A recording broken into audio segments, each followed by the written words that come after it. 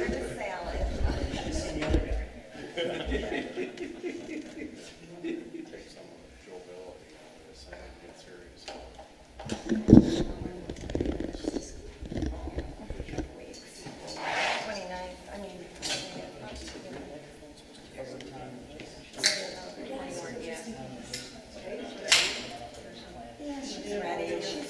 She's really ready.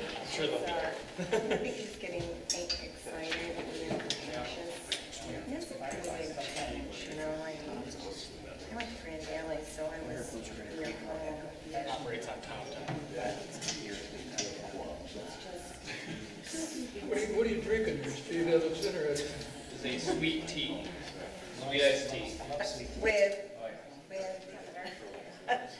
just iced tea? Okay. Long Island? Yeah. No, next time. Take that one for When the you go to the 6:30 bar meeting. with Trav, right?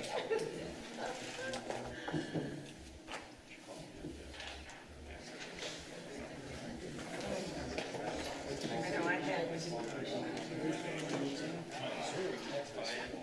That'll be awesome for us.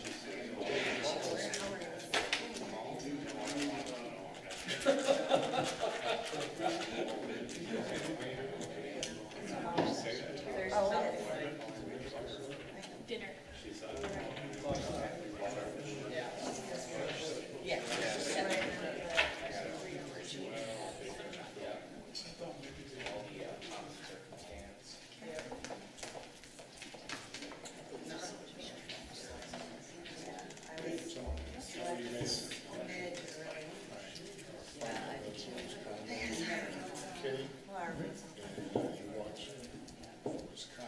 Seeing that it's 5 o'clock, I'm going to call the meeting to order. This is a meeting of the Planning Commission, and the City Commission has been invited to join us to discuss concerns and comments regarding the Waterford Village redevelopment proposal. First item on the agenda is general public comment. This is provided so that to encourage the expression of questions and concerns regarding non-public hearing items and issues not on the agenda. If somebody wants to say something that's not in regard to tonight's meeting, please approach the podium, state your name and address for the record. Have a mic sound.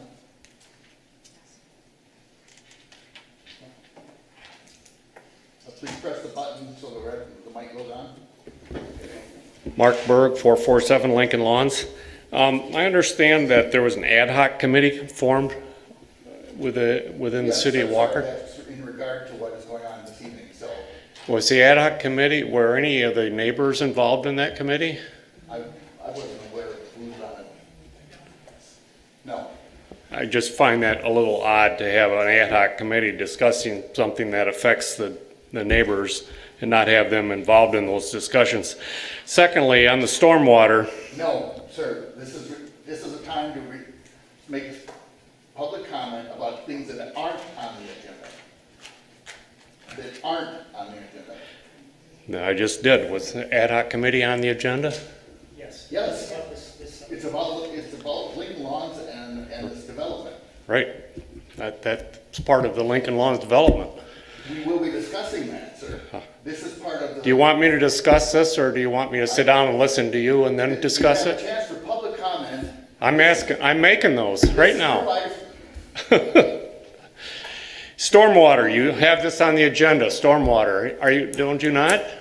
Yeah, that's kind of what we're saying is that the point for public comment on the agenda item is after this. Okay, well, he just said if anybody has a public comment, go ahead. Right.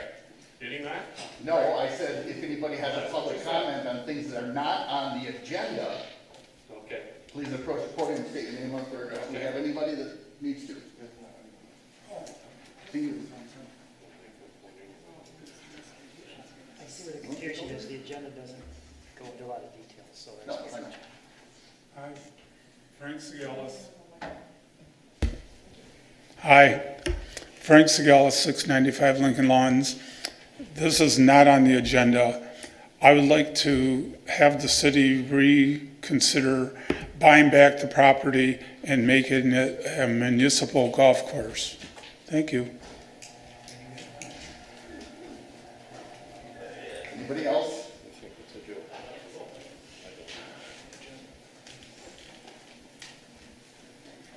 Just a question to what you just said. So public comment is after you talk? There is no time for public comment in this meeting. This is not a public hearing.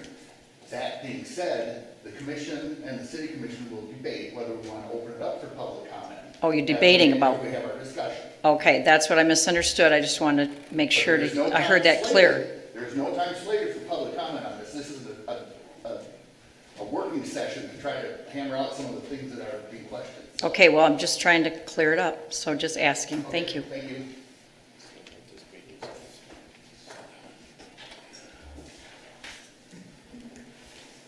Go ahead. All right, I guess I'd like to begin by just thanking everybody for coming together. On behalf of the Planning Commission, there's some questions that came to light during our deliberation of the rezoning request, and then taking a look at the site plan. I think the three main areas were the connectivity, the connections between the developments to the north, Maple Road, Cruiser, drainage was another concern. A lot of changes are being contemplated here, and drainage was a concern there.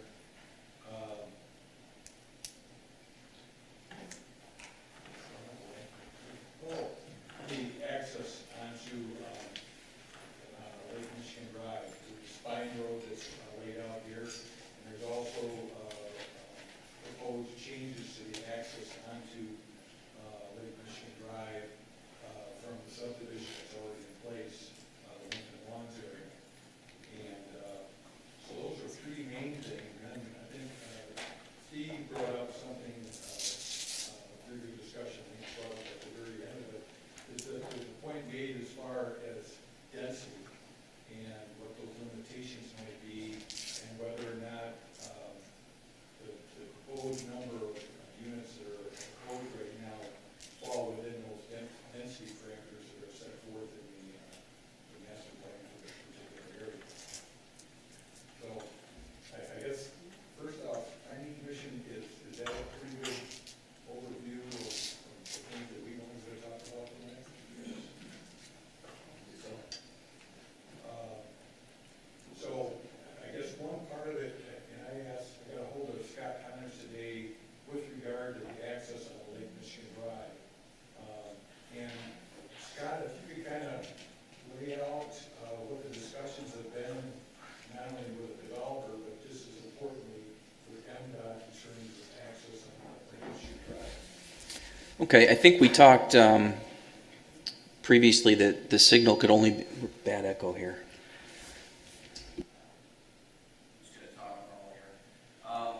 We talked previously that the signal can only be allowed at one of these intersections. So if you put the signal on the spine road, for example, then there would be no future signalization of Sunset Hills and Lincoln Lawns. I think everybody was pretty clear on that. There was some discussion about whether we could put the signal at Lincoln Lawns and Sunset Hills instead of the spine road. And I think what I witnessed, at least during those ad hoc meetings, was the developer would then have to redevelop and redesign their entire site because they figured if they were putting in the signal, they would want to make that the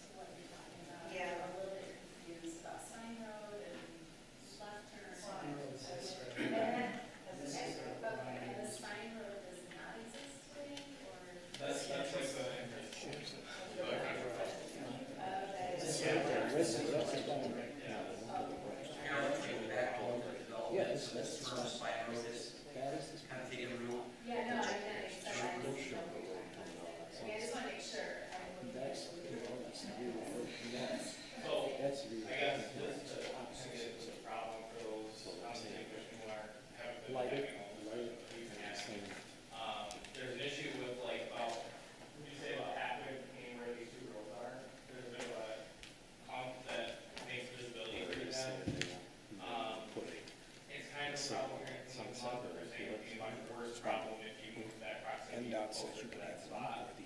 And, while it does, it definitely alleviates the problem with the misalignment of sunset, the turning left thing, that.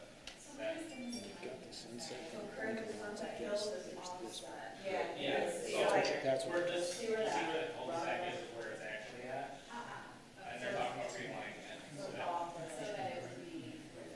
So that it would be.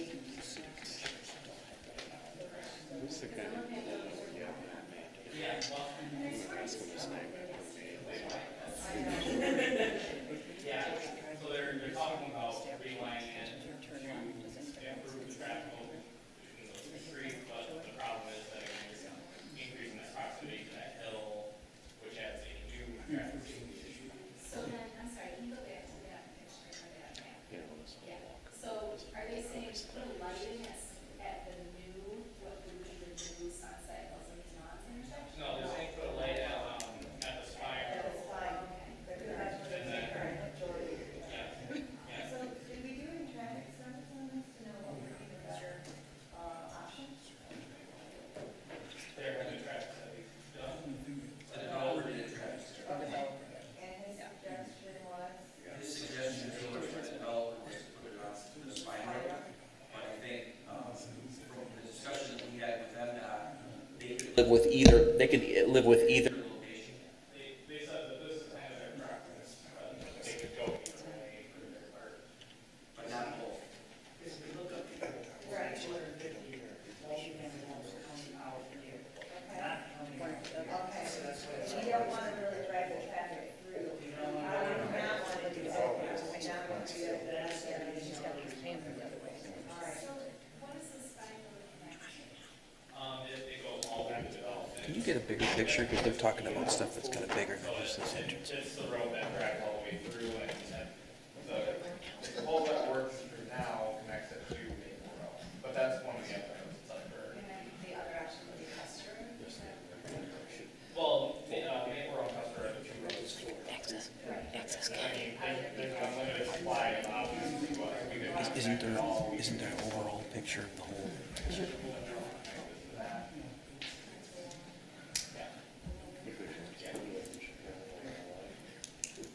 So yeah, here's the spine road.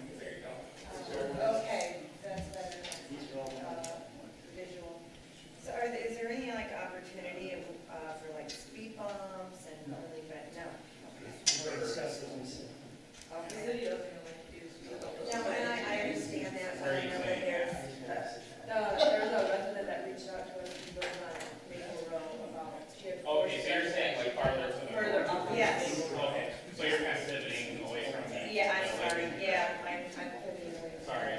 No, that's fine. It's hard for us all to stay like on this. Well, I know we've all got all the different things. Well, one thing that in Alpine Estates, years and years and years ago, traffic was coming through too fast, so they had like a stop sign at every corner.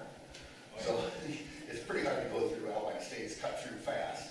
Right. So I don't know what the. There's plan is. half as many as there was. Well, there's still a lot. I think the back to the spine road curves a lot, that's a really good like traffic safety measures. I would have to go back, because we don't have that. You're not gonna be able to go 80 through there with all those curves. It's not fair.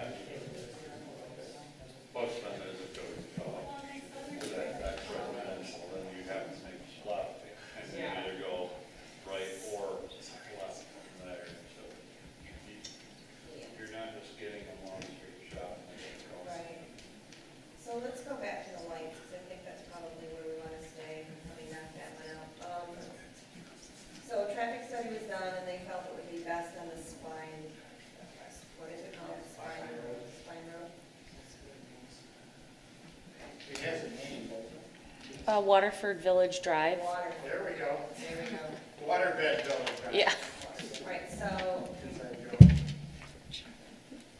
and Scott, can you refresh my memory on what you said, where if the cross connection was removed, there would be no signal on either street? I don't think that would be a good.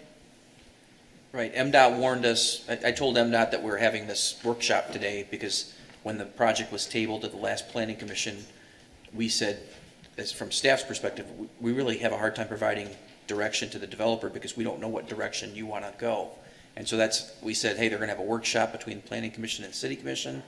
I brought up Terry's concern, and before I got off the phone, they said, now don't lose sight of this. And that was that if the cross-connect between the two is eliminated, then the benefits from the traffic study that showed the signal could be warranted on Waterford Village Drive, those benefits might go away without the cross-connection, because then you wouldn't be attracting some of the Lincoln Lawns traffic to that signal.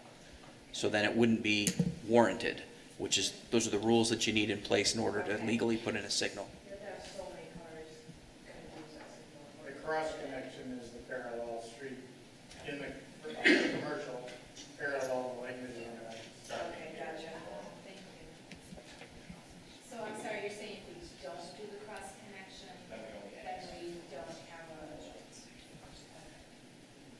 is there a reason we wouldn't do the cross connection? It was just brought up. No, I think we need that. In my humble opinion, no. I think it's The more connectivity you can have there, the better off.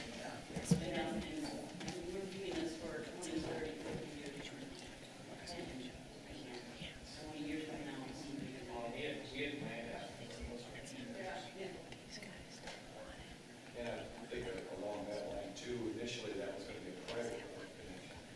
And I think as the plan is developed, I think it was recognized it's better to have that as being a public connection between those, given the amount of traffic that may go through there now and retail get from Lincoln along to. Can you explain yours from private and public just for our audience? What difference does it make if it's private and public? I'm going to defer to the engineer on this. I thought somebody was gonna bite on that one. Public road, obviously, we take care of, it's built to our standards, we inspect it, it's turned over to us, and then we take care of it from then on. It also means that building setbacks and sidewalk and all that stuff is placed according to a public road. We originally started out with this just being a private connection, in which case there would be a cross-access easement over it. But then the road could be, maybe it doesn't have curb and gutter, maybe the buildings aren't set back 35 feet, maybe they're much closer. So there could be some things that would aid the developer, I think, a little bit more if it was private. But being public, it gets built to a higher standard and then maintained at that standard.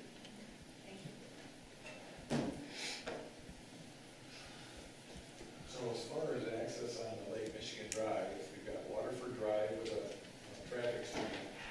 And a lot of the comments we got, as I heard, some of the planning commissioners heard from the neighbors, was that they liked it where it was, where it is right now.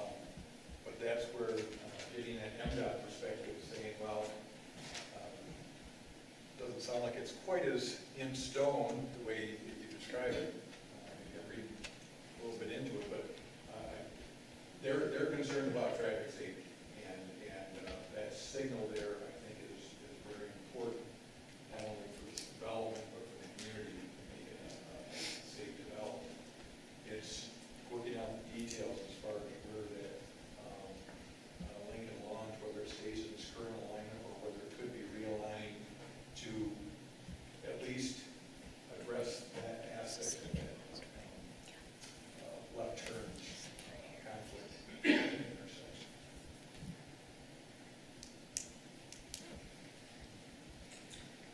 From a traffic safety standpoint, a lane might go to the right. There might be other drivers, this is a Chase went to the right, but there might be other drivers who would take advantage of that straight across to jump the light, right? Like as long as the light's red, I can quick turn left here. Is that a safety issue? Well, there's driveways and streets all up and down the road. So, I mean, people are turning left all over the place. I think the one benefit here is that if that signal goes in on Waterford Village Drive, then you'll have more gaps that aren't there now. And so you'll be able to look to the left. If you're going south on Lincoln Lawns, you'll be able to look to the left and see that there's a signal. Even though the visibility of the road is not ideal, you'll still be able to see if there's a red, and you'll get more gaps than you would today.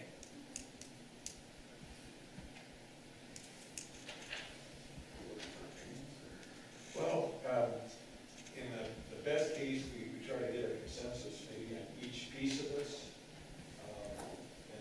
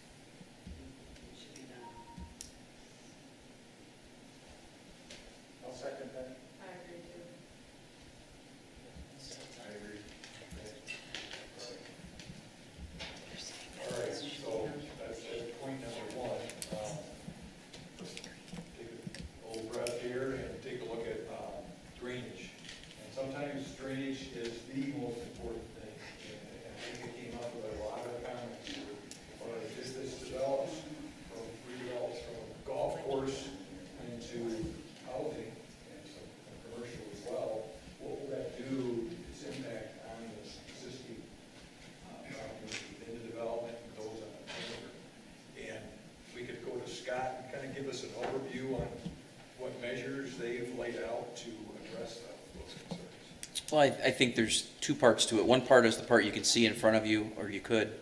Can you go back up again?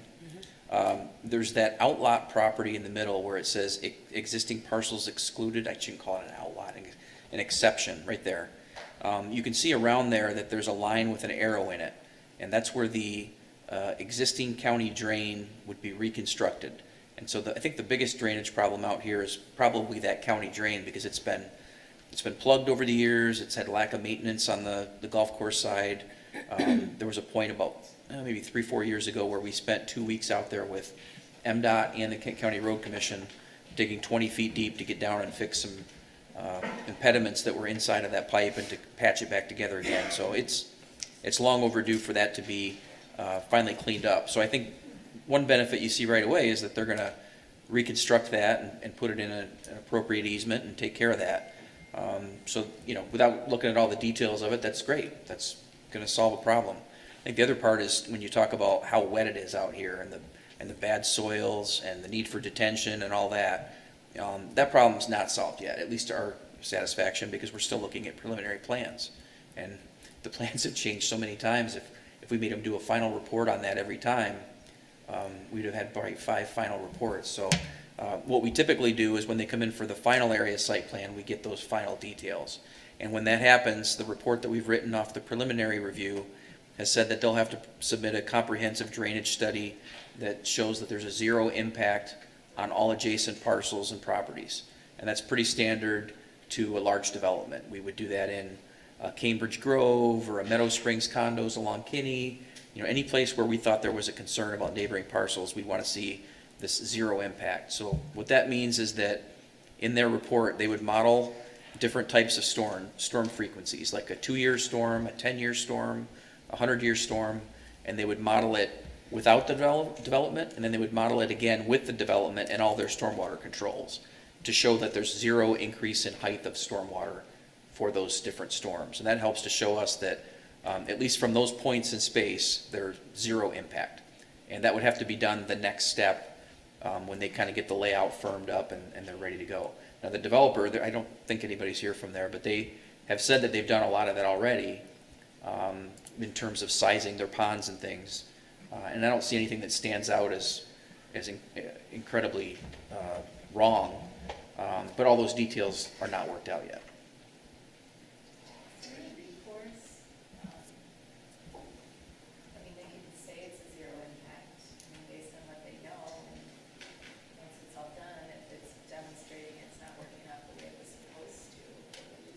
Well, they'll have a professional engineer that'll seal that report, and he'll seal this stormwater permit as well. So if there's ever a problem and we want to challenge that, then we would have to put a report of our own together on that situation or that storm, that point in time, and then look back to the study. And if we disagree with it, then, or if we find errors in it, then they could be liable. And that's happened before. We've had not a lot, but it's happened once before where we had a development and the insurance company called on the engineer, and he changed his business model quite a bit after that. So. What about the detention ponds? Where are those going to be? All the greens, okay. Well, wasn't there something in there about a detention facility? That's the same thing. Is it? Yeah. Okay. We get tired of saying the same thing over, so we try to come up with different ways to describe it, Be more exciting. Facilities. It does sound very higher end.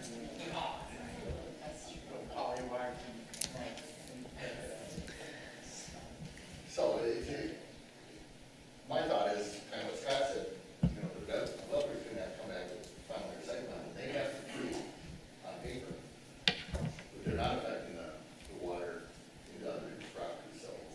And that will be reviewed, it's not just. Each step is reviewed.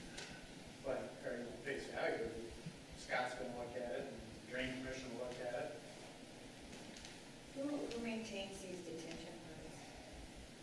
Or is there, do we know? The detention ponds, is there any maintenance that has to be done? The answer is it depends. If they're draining public roads, then we typically would take them into the public system. Okay. But if they're like in the middle of the apartment complex and it's all private water, then we would want to keep it private water. We wouldn't want to jump in and take care of those. But there's a provision if they don't do it, that the city can move in and take care of it, correct? In a very extreme case, I think the way some of our rules are written, it was written so that we could jump in at any moment. That's the last thing we want to do is take all that responsibility on, because most developers would say, sure, you go fix it. I'll even pay you, because, it costs them a whole lot more to handle that. My point is that if they just don't do it and if things get, That's my, there is a backup that's what I plan to wanted make to. sure. it's If there's imminent danger, then we have the ability to step in at midnight on a Tuesday and do whatever needs to be done. Thank you, I wanted clarification on that, thank you. Appreciate it. I've been impressed, the 2 years I've been on here, that how sharp our engineer is on this drainage thing. I'm amazed how good, and we've had some big projects, and he's been right on top of it, so these are good questions to ask, but I'm just amazed at the detail he has. Don't jinx us, please. Yes.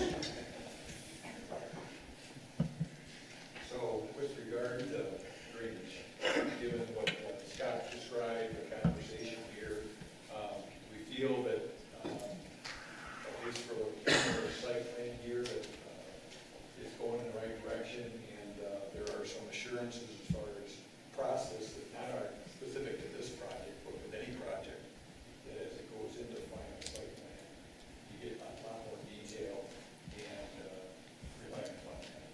I'm very confident that the issues will be addressed before they turn shovel in the dirt. Zero impact is a key word here. That's pretty much the. All right, connectivity, and fancy word, but it's basically a matter of whether or not there's a connection between existing neighborhoods. And it's a case here where I think with focus of conversations we've had at the planning commission level, and I think it came up at the ad hoc committee as well, is that you've got a stub street in terms of Maple Road, is a stub to a south lot line common to this development site, and the K word, Cooser, or something along those lines, because the other one is still there. I guess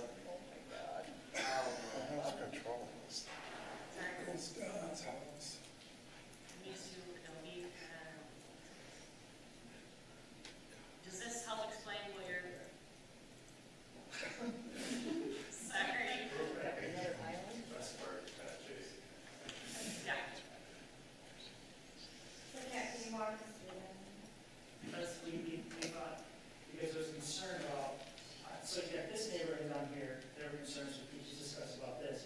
You have this neighborhood up here to discuss about all this coming out this way. So we talked about, we have a light down here, that's a kind of a light, so let's put all this traffic as much as we can down to Lake Michigan Drive rather than out this way. There's still people who go up this way, but we took this exit out, it would actually force it on this way, so now you actually have to make a decision.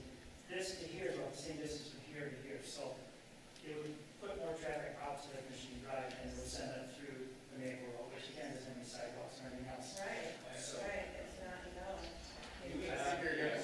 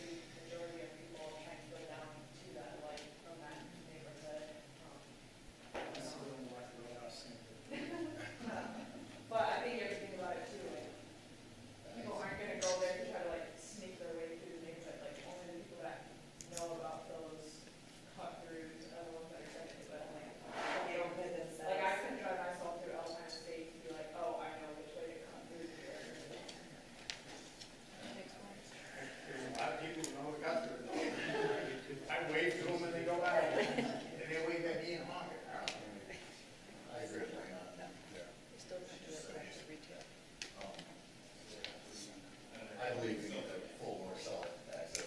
Yeah, I agree, Jeremiah, I think so. But it's not convenient. It's not convenient. That's, I don't know, but you can see But that's you the can point. get through, DPW, you can get through fire. We don't want it to become a racetrack. Well, honestly, the only people who will be probably going north and south are residents, Yeah. in my opinion, because you go up the road a little bit, you got Kitty, which is a straight through. All the Yeah, way. well, from my road.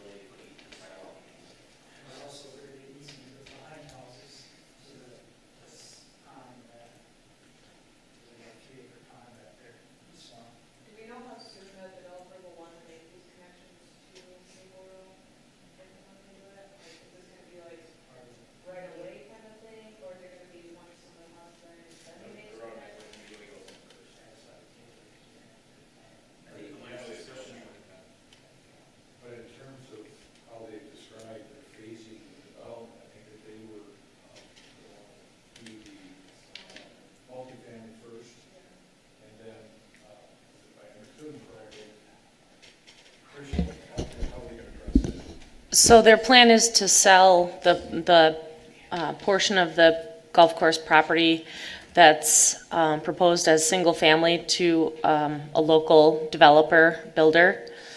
And so in terms of road construction, that comes after that developer has other approvals in place for any of the platting or site condo or however they decide to split up the land.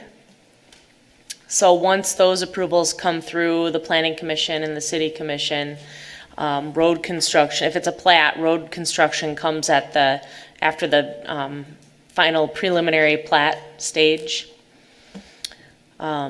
So it would be, the roads associated with the single-family residential development would be a little bit further down the road, unless, I didn't know if we could do like, when X amount of the single family houses are like lots of thought or whatever, then we have to make that connection up to Maple Road, so it's not there right away, especially when they have all the construction going on. I guess like a way to decrease construction traffic going through there, like once X number of these lots are sold or your construction starts on them, then you can make that connection to Maple Road then, because that also deter people down. That's a really good idea in terms of, when you look at impact on the surrounding neighborhoods, dealing with construction traffic as part of your deliberations here is looking at a step further down the road, I think will benefit everyone. I agree.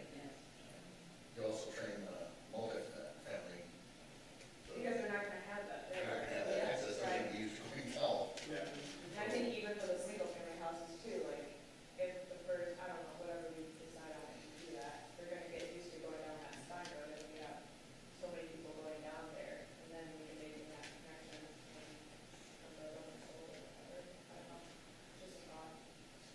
Yeah, you can make the two connections, there's no houses on those. Right. You can make that the last, case, that's the last thing to do, is make that connection. When they start road and sewer, don't they have to do everything all at once other than what they do with it there? Well, I would, if there's utilities, you would put those in, you just wouldn't build the road for that 150 feet or whatever. Just don't want to add any more money to Do the we have developer. public utilities, do they have public utilities going straight up to Maple Road right now? There would certainly be a water main connection. Storm sewer and sanitary, I'm not sure about. Probably not storm sewer, but maybe sanitary. But I think the discussions that we had with them about staging, that whole north residential plat area, I guess, the east-west road, was something that could be pushed off. The connection to Marlboro would probably be done in the first phase to ensure that the connections there, the redundancies there. Because if you're going to realign Lincoln, that's the only way in and out. So the minute that you take up one spoonful of pavement, you've blocked off traffic and you've got 100 homes back there without a way out. So I think that was pretty critical. But that's about as far as we got with staging. There's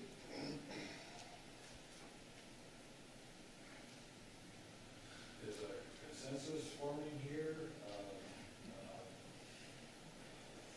A lot of discussion about maybe connection north-south.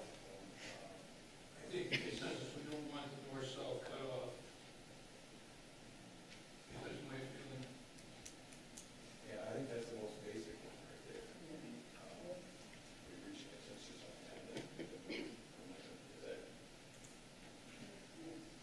Yeah, the other drawing with or without an island, are you comfortable with that? I mean, I just thought about the football that we had on Plainville Township. That to me was just, What does our like DPW think about that, like, the garage, I guess that'd be my concern about it. They hate it, and every time they drive by it, they would swear. But they've come a long way, and the road commission tells their drivers don't swear. Yeah, they've come a long way, and they understand that traffic calming is an important part of this.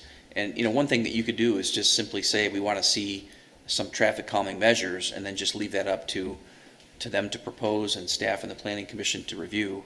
You don't necessarily have to lay it out for them. I'll drink to that. Yeah, I would discuss that. Finally, say it.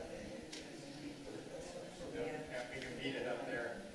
I'm all for Maple Road. I don't know about First. That is awfully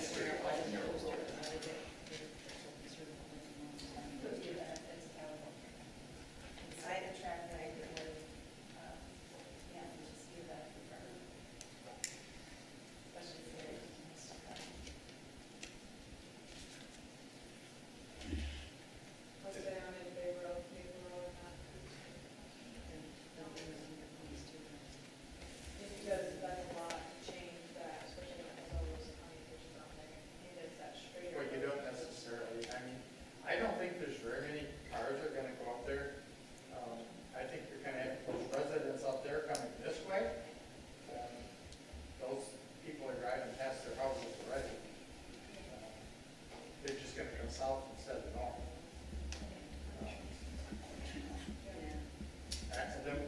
The more ways they have to go, the better off you are. It spreads the traffic out more than And everything. it's not gonna mean that really. That's that curb stop. That's a good point. Parking on the curb all the time. If you do it now, we'll never do it. Well, yeah, this is the point. I would think that live Proactive connection instead of there. reactive. And the discussion about sidewalk, the adopted master plan really does focus in, identifies areas where you need to get some connections for pedestrians. instead of Right. pedestrians. And I don't know if we go into detail whether it's one side or two sides right away. That may be another consideration as far as how you phase into it. So you're responsive to those concerns, but also recognize the limits on how much money you can have available at any time to put those improvements in. Well, if we could put some bike lanes here as well, so for driving there, and then the development has that passing to bike trail. Right. And Leonard has Thinking thinking that that too. too. Right. So that would be a nice. April is 30 feet wide already. I believe so. So that would be a nice little jog through from the bike lanes on Leonard over to the trail as well. I think once you got them built, you took some traffic counts, and you would see whether you needed that. I mean, some of it has sidewalks, but Another thing you think about, this is mostly Granville School District. The buses that will be coming in there.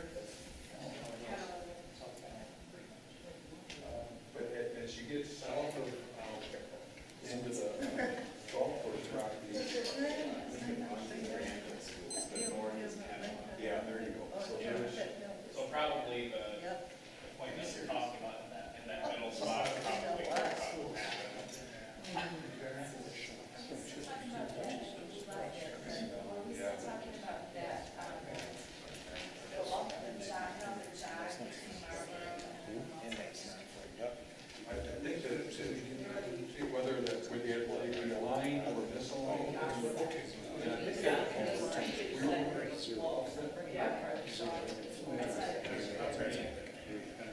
planning and then I work those details out, and then, Yeah. you'll see that before it's full approved. So, preliminary final, how's that? So in terms of that connectivity, Maple Road, Maple Cruiser, or just Maple Road? Both. I think Tom brought up a good point too, that a lot of those. Cruiser. K Street. Yeah, that one. They're not gonna, like you were saying, they're gonna go south rather than going north. And with it, making sure they're all at the end of that cul-de-sac, you're not looking, they're not looking at people trying to go down that north. I had never been down K Street in my life until a week or two ago. It's like, Put it back in June. I never had, it's like, why would I want to go down that narrow little street? To go see Pat, yes. And then, yeah. Well, I'm for both. So, both? Yeah. Yeah, I'd rather be proactive than reactive. But I think keeping them. Keeping them closed. Not, yeah, keeping them closed until they're done. Until it's closed. We'll train for it. Okay, so, this right. It's probably this right, it's already this right. I trust it. I'm not recommending that.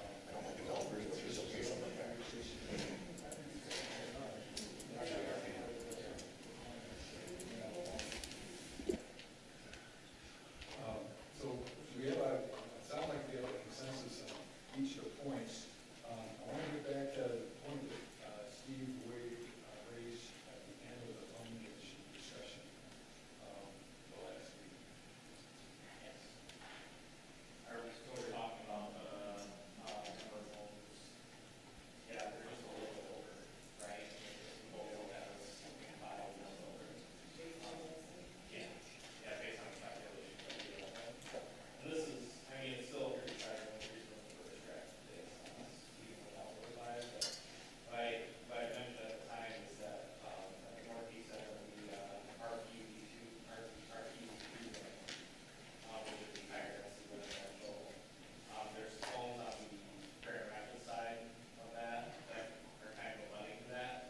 So I don't know if that would be a good spot to maybe look at that density, people will pass out the way, or 5 minutes of the apartment way. Then you get a little more of a buffer to our friends over to the east that probably is good. So they are over in their calculation. Yeah. Yeah, Like one building's worth. Yeah. a little bit more. So yeah, they're looking Well, you'd lose one at Cooster, so you're down to 4. 4. Yeah, so right here is the single family homes in Grand Rapids, and then this is the base area over here. But we're approaching pretty closely onto that neighborhood in this spot. So I figure if we're 5 over, this would be a spot to maybe reduce some of that. We have to get rid of 5, and we'll do it in the spot that we're closest to the single family home. What did they say about the trees and stuff on there, like, did they add that buffer? I don't know. They're gonna keep all the trees, 20-foot buffer from, on the north side East side. and on the east side. But I figure if they have to go somewhere, that's a good spot. Yeah. I would say so. Taking in the single family. Yeah, even though they're not. Right. Well,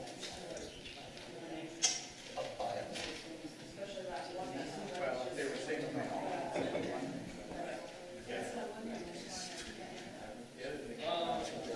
I would guess we probably get rid of 6, and it's probably just that whole building.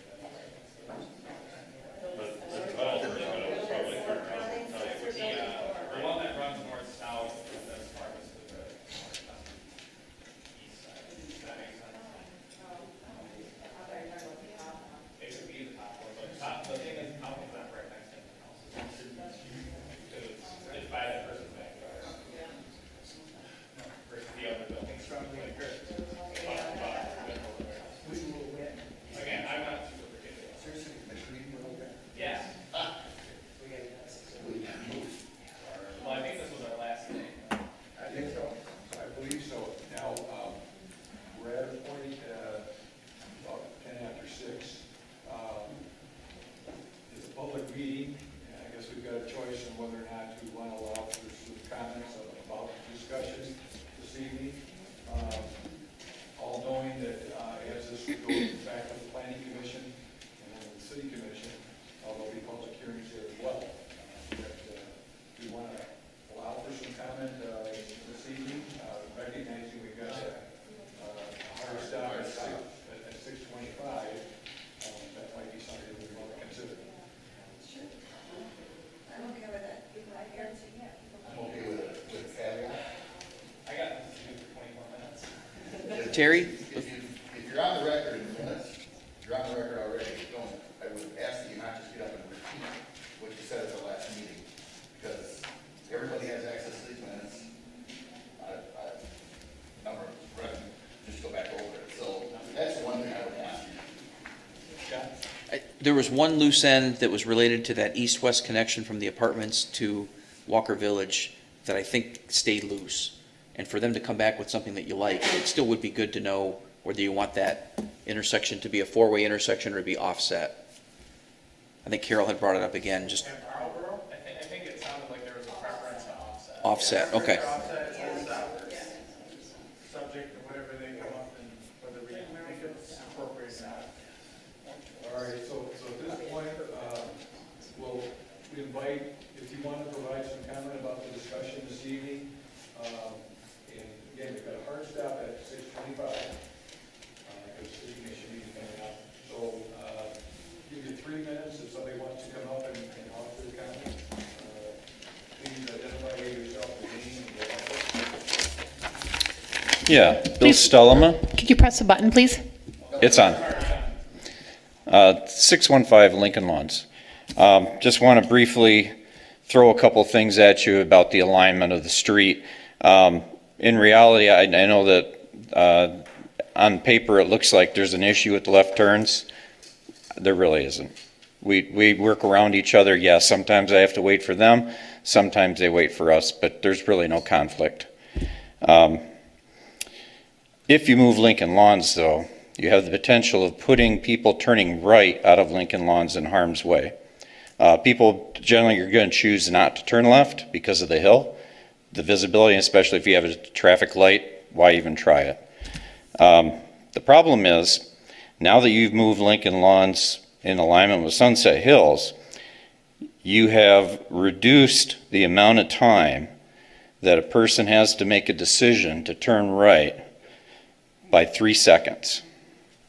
Now, traffic goes 55, no matter what it's posted, that's average. There are people doing 65 on that road. So, at 55 miles per hour, it takes 80 feet for a person with good reaction on dry pavement, good tires, good shocks, good brakes to stop. The amount of time it would take from the top of that hill to reaching the intersection is 3.3 seconds.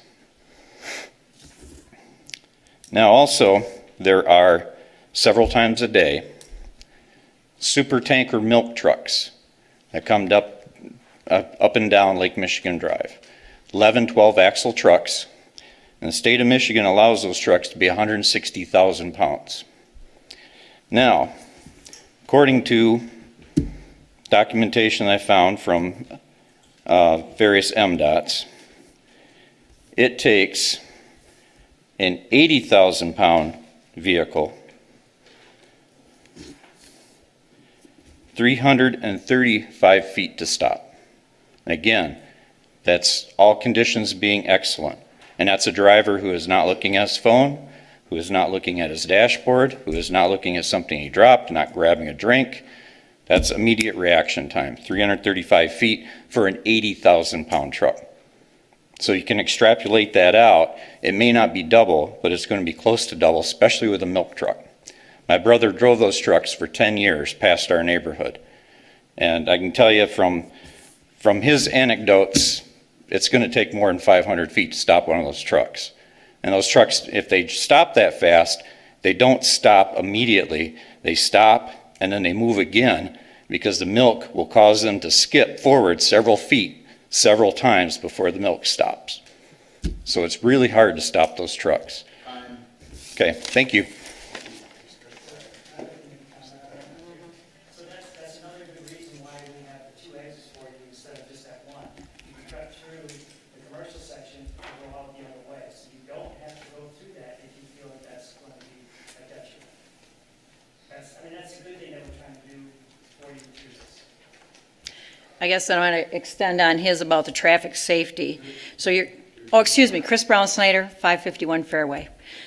Adding to his about, is in the Walker Master Plan, how many residential areas have to drive out retail and commercial before they can leave their neighborhood? That would be something I'd like you to look into. You know, Lincoln Lawns hasn't even been addressed as far as why you have to go, you know, if you live next to Myers and you had to drive through Myers parking lot and all through Myers stuff to get in out of your, you know, your residential neighborhood, I don't think that's part of the master plan in Walker. Also, another thing that you said that the developer did the traffic study.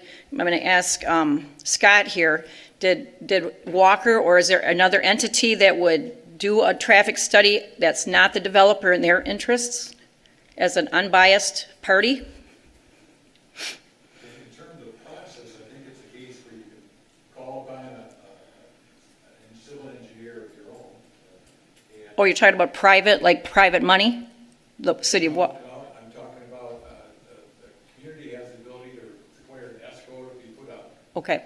And you can draw upon that escrow to call upon outside consultants to give another perspective on their results. Well, because safety is such the concern, and Lincoln Lawns is kind of excluded out of this whole part about driving through and sidewalks and in and out, and you know everybody going through Maple Row and Custer and all that are going through the Spine Road, but Lincoln Lawns is kind of eliminated. But another question is, considering a traffic study, what would the cost be to flatten that hill on Lake Michigan Drive?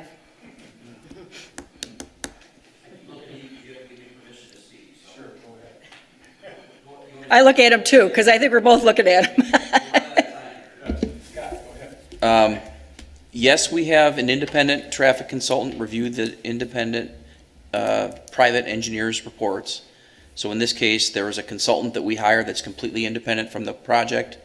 We have several that we can choose from, and they've reviewed that. Also, in this case, we had MDOT review it too, which helps.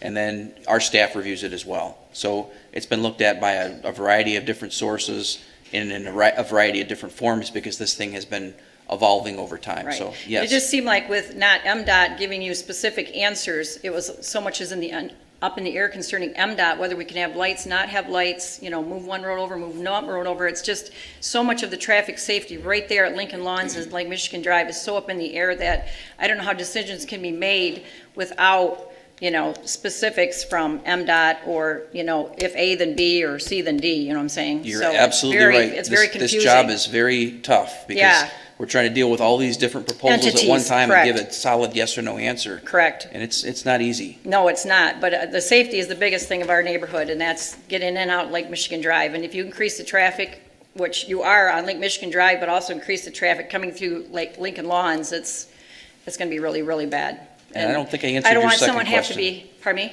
I don't think I answered your second question, but we're way over on time. I know. What was the? About flattening the hill? Oh, flattening the road. No, the estimates haven't been done. We've talked about it.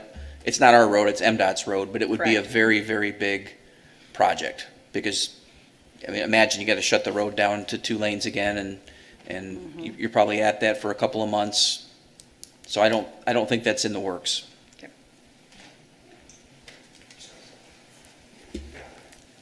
Hi, Kathy Benjamin, 3674 Sunrise Lane. I live right next door to where that road is going through, and I just want to say that I didn't want the road, but I think you came up with a really nice compromise, and I have to applaud you on that, of having it go through Maple Row and Coosterer, and not just Maple Row. So I just wanted to make that comment.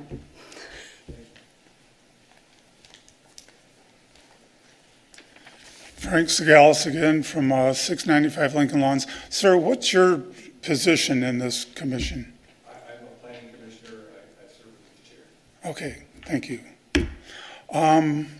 First of all, I want to say thank you for doing all this again, and I'm really glad that we could delay the project another summer because of all the back and forth that we have to do to protect our city from developers. I think we need to look at using the north side as an exit primarily for that neighborhood and not the apartments. I live right on the corner there of Lincoln Lawns and Marlboro. I would go up to Leonard. If I could cut through there when I'm going north to anything that I need, I'm going to take the shortest route. Why go around the lights and all that? A lot of people are going to do that. It's like water. I take the easiest route. So, thank you. Think about it.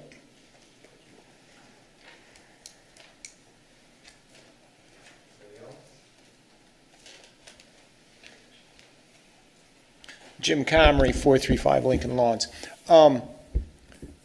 As regards Cooster, the K Street, I think it's essential. I appreciate that consideration is being given to the narrowness of the street, the fact that the drainage is ditches and did not work well with sidewalks, or there are some challenges adding sidewalks on Cooster. We need to give, with the density that we're proposing here, we need to give as many we need to have as many exits as possible. One other question I would ask too, is it possible to get yet another access to the east? Thank you.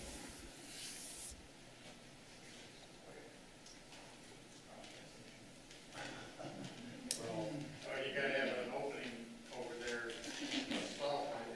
To the east is Grand Rapids. but I don't see it south.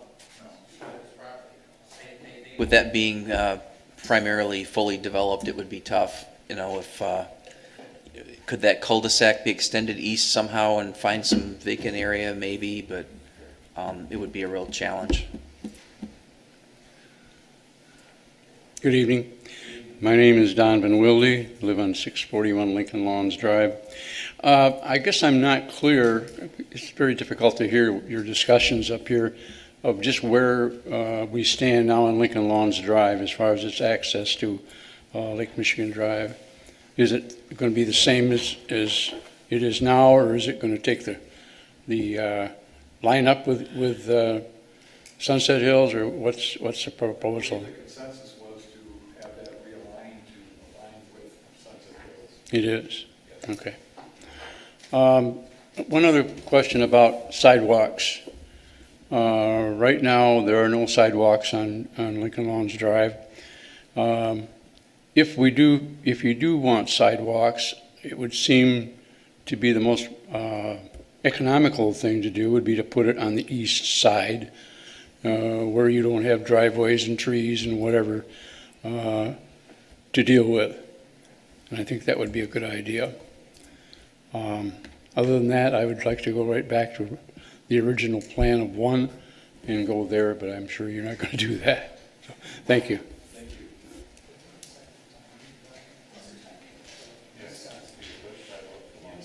There will be.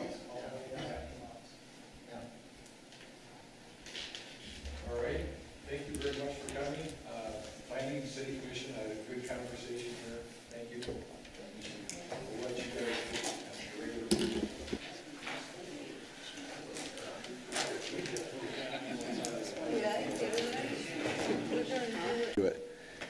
But before I start talking about my findings, I'm going to give you a brief overview of the process that I used to catalog my results. So this first image here is a screenshot from the iPad I carried around every day. The iPad had GPS capabilities and a field collector app. And this is a screenshot from the field collector app. And you'll notice a few fields that I was able to fill out, and the biggest one of those being the priority.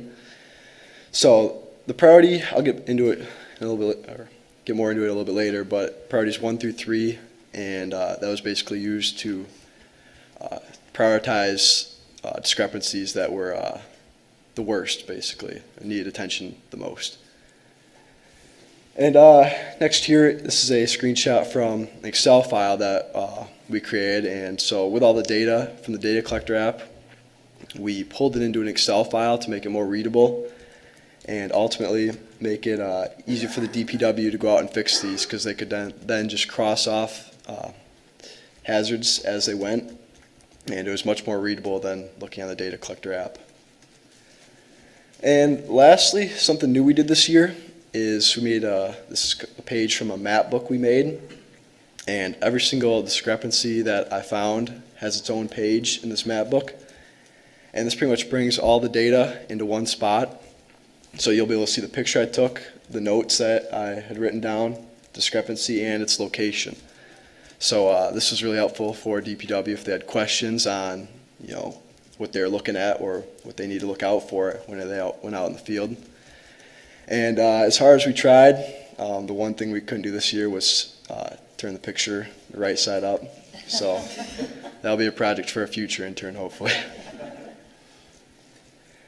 All right, so starting off here with priority 1, these are like pretty much the worst, things that need attention the most.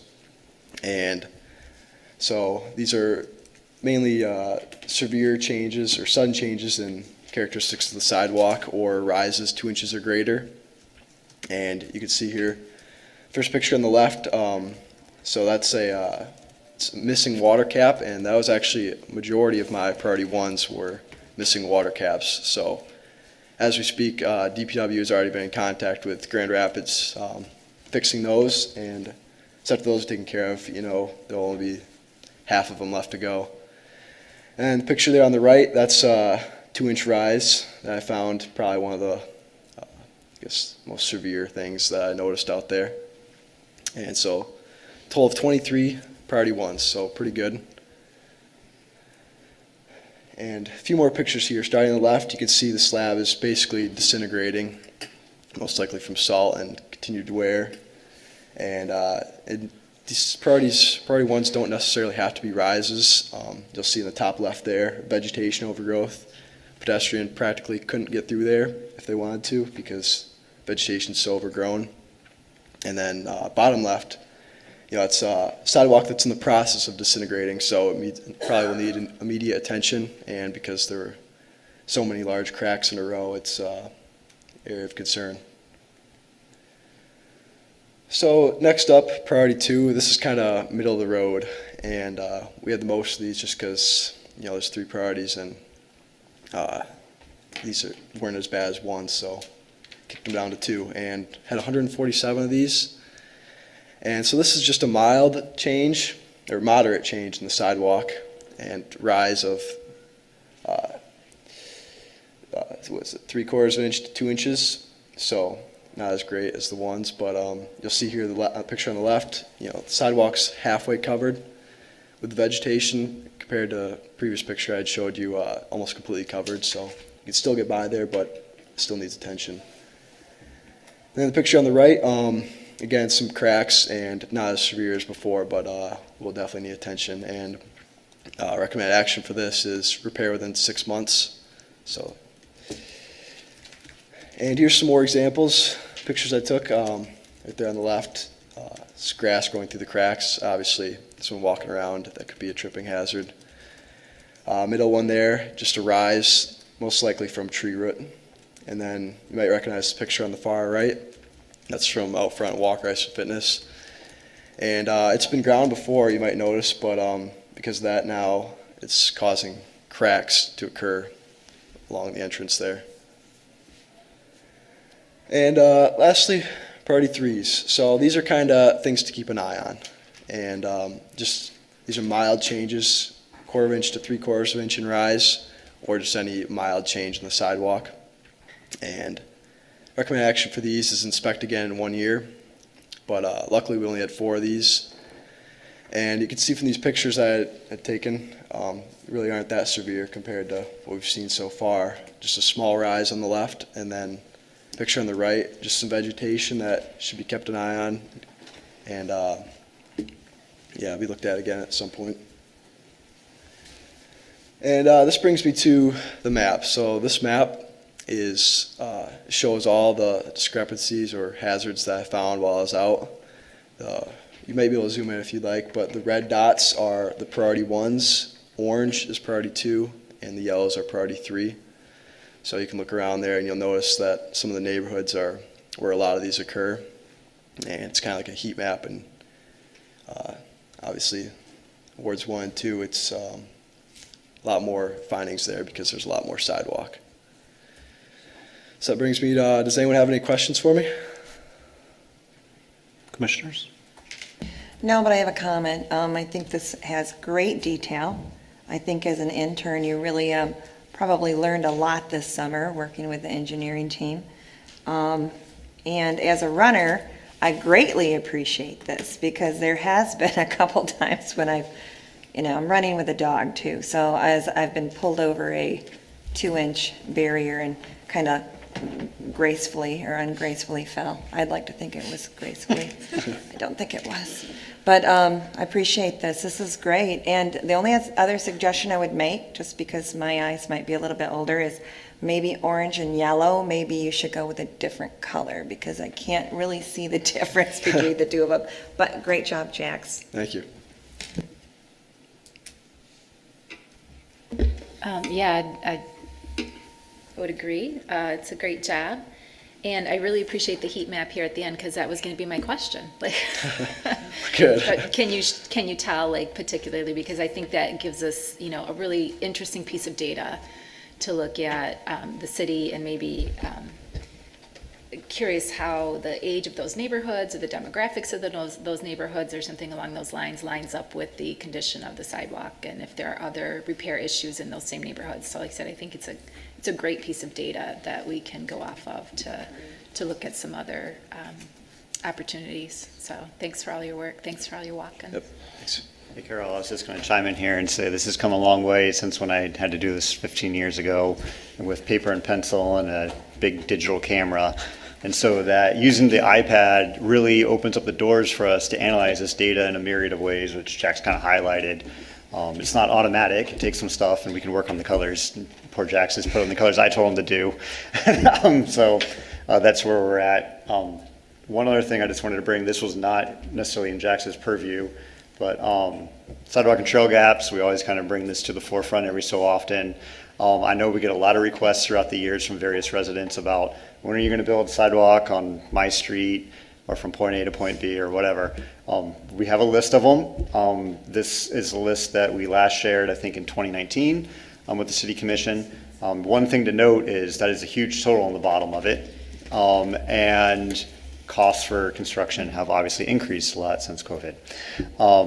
Now, the good news is we do have 2 community development block grant projects that are being submitted for, one on Leonard Street west of Wilson and one on 3 Mile just west of Alpine, that are on this list. So we slowly chip away at them when we can, but we still obviously have this out here just in case any questions came up on that.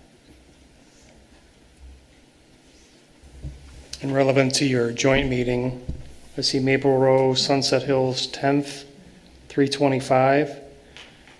What's the scope of that one? That's filling, if I remember, because there's so many of these, Maple Row, Sunset Hills, 10th. That's just filling in is that neighborhood gaps, I believe, of sidewalk. I think there's some gaps in the first section of the neighborhood there. The older section there. And it's going to cost more than that now. I think Scott was saying maybe roughly 20% is what we're estimating right now. Maybe costs will come down once things get back under control, but yeah. We have a running list, that's where we're at. And we can obviously if there's any interest in a specific project, then we can dust off the old estimate from 2019 and update it then. And is that Lincoln Lawns Park still current? By chance, do we know? That one's done.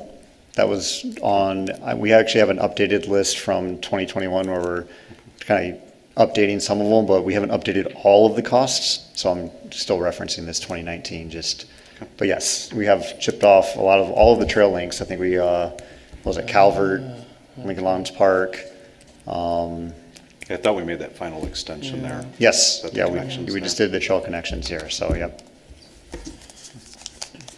Jax, how many miles of sidewalk did you walk in your internship here? I wasn't keeping track, but I'd go out every morning and take a nice long walk. So. Or Travis, do you have a total of what our sidewalk network is in miles? Ballpark? We could run the number. I can't. What did you say was the neighbor you were looking at? Jax is working on a number for that. I don't know how much information you have you can share so far. Yeah, so we're actually looking into amount of sidewalk in residential areas. So Jax is pulling that number. So actually, I was working on it this morning. Yeah. So on our local streets, there's probably around 33 miles of sidewalk. And this is just the local ones. I did include Kinney, and part of Richmond just because of all the houses there. But yeah, around 33 miles. Yeah, so that's just on the local street. Now, you remember our street network's busted up into major streets and local streets. The question came, how much sidewalk do we have in our residential areas? So that's pretty much all of the local streets, plus a few of the major streets. That's why we included Kinney, which is a major street, and Richmond, which is a major street. It's because of the number of houses on it. It's not an exact number. But I think you said on the local system, we had 33-ish miles in there. On the major system, I mean, you could probably add a few more. I'd easily say at least 50 miles of sidewalk that we probably have then. We could run the number. We just haven't. We have the map that he was checking off, but I've never run the whole distance on it all. I just know it took you a few months. So it takes some time. Well, Jax, anything else, or commissioners' questions for Jax? Oh, we're up here. This happens to be your last week, so on behalf of our city, we appreciate all you've done. I mean, it truly is. You have to love doing this because there's a lot of sweat equity that you put into it over the summer, and you just continue to bound out the door every morning And I think when you came back the same way, maybe a little bit more sweatier and dragged down that day, but appreciate all that you did. So thank you. This is helpful for us. And Trav, if you could go back to that the CIP slide for us, thanks. So Jax, to give you some context, there's not a pot of money up here that we have to make as policymakers of decisions when we look at this. And a lot of what you do helps guide us to where the priorities have to be, where's the greatest areas of opportunity and the impacts that we can do, and even leveraging some of our grant money with it. So if you're wondering, okay, why did I do all this? Is it just data I'm putting in there? It does have a significant, because you have a lot of neighborhoods here where people live, work, and play, and that work helps us prioritize, where the greatest needs are here. So thanks again. I appreciate it. Good luck with school this year, and hopefully we'll see you back here at some point. Yep. Thank you. All right. Cool. Thanks, Trav. Thanks, Scott. All right. We are at 6:47, so we have a little time. I know we have some guests showing. Do we want to jump into managers, commissioners' comment? You want to do cover the fee schedule real quick? CDD fee schedule? Yeah, so our resolution on there. Save you some time. Thank you, Nicole. Okay. Well, you received an email today that updated your resolution for tonight regarding CDD fees. Commissioner Burke found some things that needed to be clarified. So we made those clarifications and we sent out the red line version and then the clean version. And the red line version, if you look at page 1 of that resolution, there's a description that we added about a percentage of building permit fees for plan reviews for your building permit fee. So I think we cleaned that up, and that was a good catch from Commissioner Burke. And then we made a couple of other changes, including updating the temporary use language to a zoning permit. So Tricia helped us out on that. And I think the resolution is complete enough and up to date enough and corrected enough for us to review still tonight. What I would like to do is quickly go through my cover memo, which normally I don't do. I try to freewheel, but this one I think will go right to the memo and then try to help you out with any questions. The resolution that you're looking at tonight would consolidate all of our community development department fees into one document.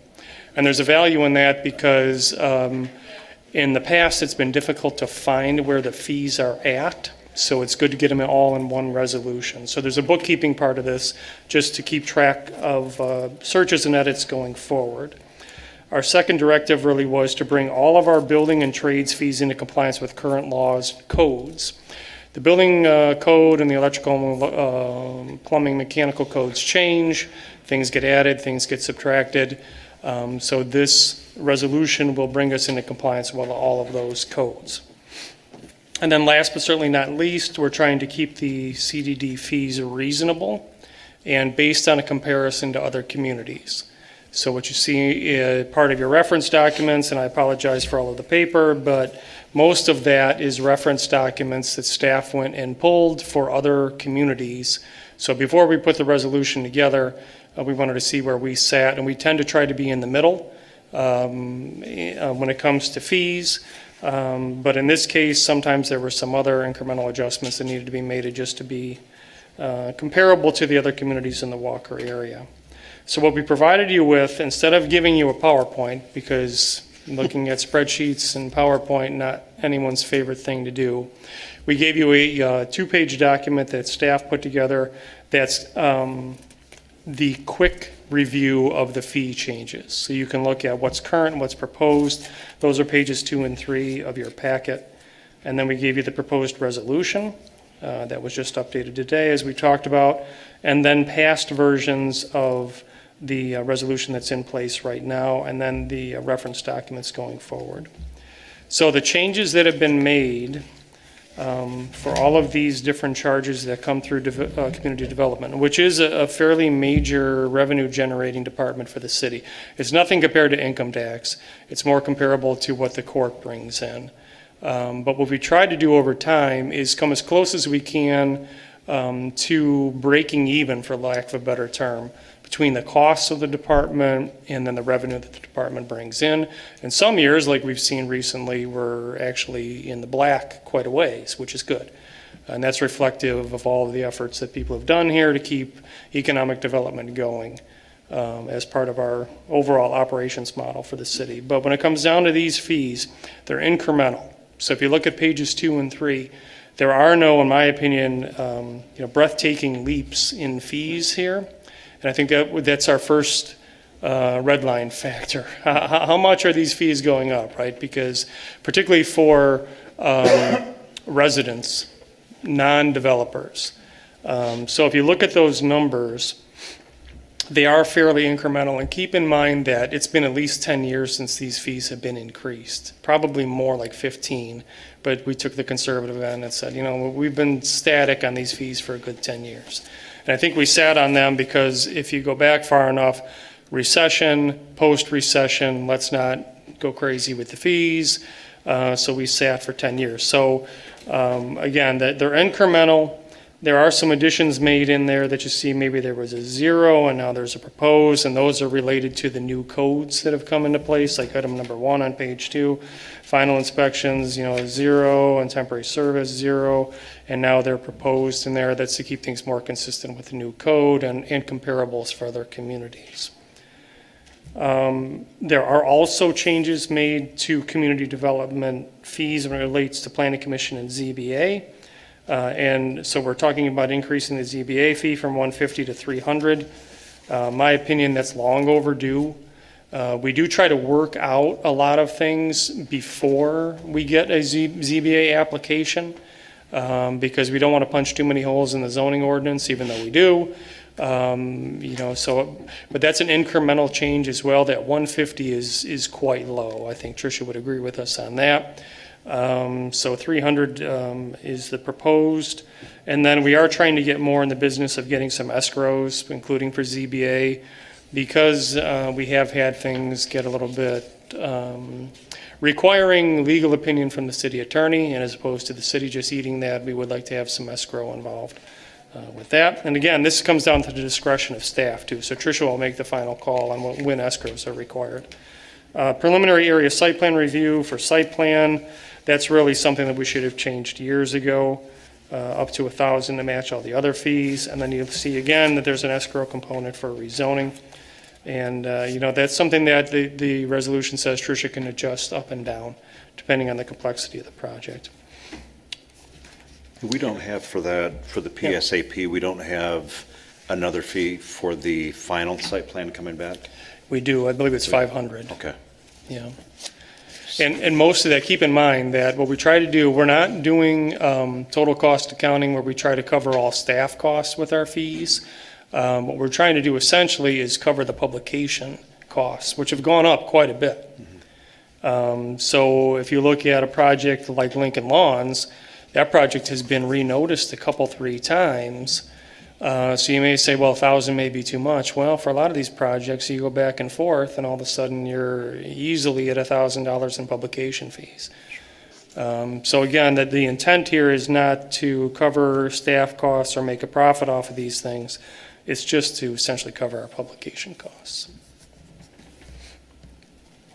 And then we wrap up with the building fee updates on and you can see some of the incrementals in there and some of the cleanup that we've had just to try to make this thing more understandable so that we know where we're at from a fee standpoint and how we can clean up our applications. And I know staff is working hard on that as well. So that's, it's been a work in progress for the past year or so. And CDD staff worked together with our inspectors from PCI to pull this document together. So I think we're open to questions or comments, and we'll go from there. Commissioners, comments, questions for Frank or Tricia?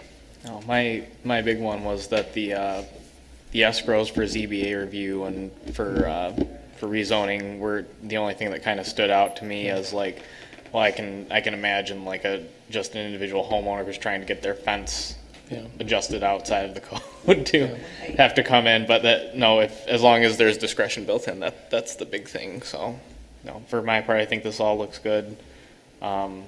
Pretty sizable jump in the PASP stuff, but I think that's a worthwhile increase to put on just because we do so much of it, and the noticing is incredibly costly. So, no, that makes all the sense in the world. And the PASPs are not like small, individual, tiny project. They're like sizable. If you have to do a PASP, FASP, that's a pretty significant project. So. Yep. I was impressed to see the addition of the vehicle charging station.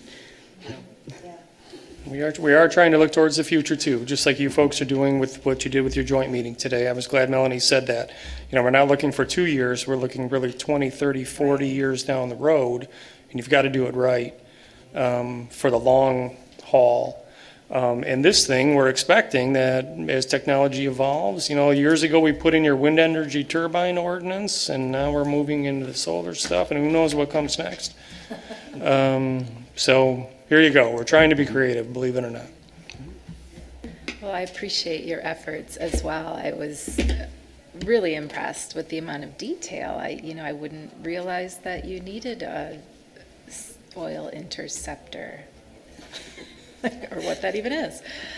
So I think, and I know you guys deal with this stuff every day, and I really appreciate the attention to detail and the way that you go out and research and compare against the other municipalities so that we are in line with our neighbors. And yeah, I think it's just a great job and appreciate the effort. It seems like it would be a little bit tedious. Well, thanks to staff for doing that. CDD staff pulled all this together. I would say special credit goes to Laura Lundy and Sherry Weirsbicky. They did most of the work on this.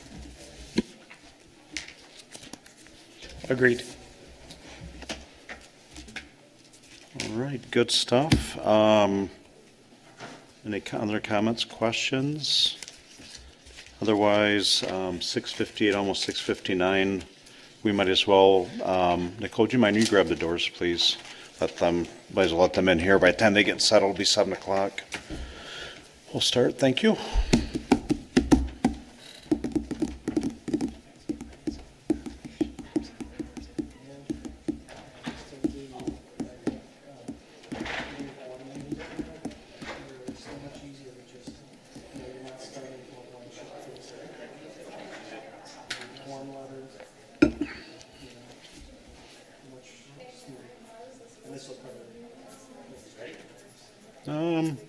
About a minute.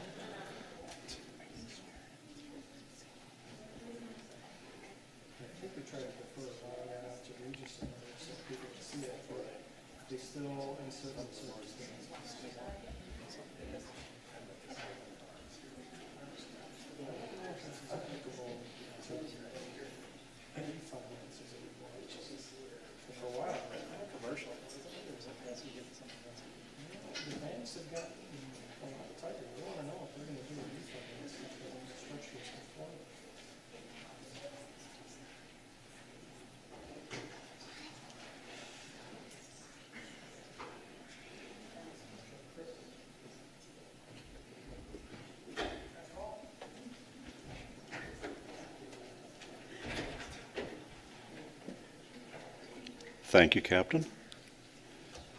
It's all quiet over there. Well, we are close enough to 7 o'clock. We'll go ahead and roll here. So we'll call our regular City Commission meeting to order. I'd like to ask Commissioner DeShane to please deliver the invocation and lead us in the Pledge of Allegiance. My pleasure. Shall we pray? Dear Lord, we come here today with open hands and open hearts, ready to depend on you to help us through our meeting with your loving guidance. Help us to come to you for wisdom, strength, and provision as we face tough choices and hard situations for our city. Help us to wisely evaluate our options. Help us to be unified in making the best decisions for the betterment of Walker and its residents. Please be with our residents, our police, our fire, and those serving in the military. Watch over us all, dear Lord. In your precious name we pray. Amen. Thank you, Commissioner. If I could ask everybody to please stand and join us for the Pledge of Allegiance.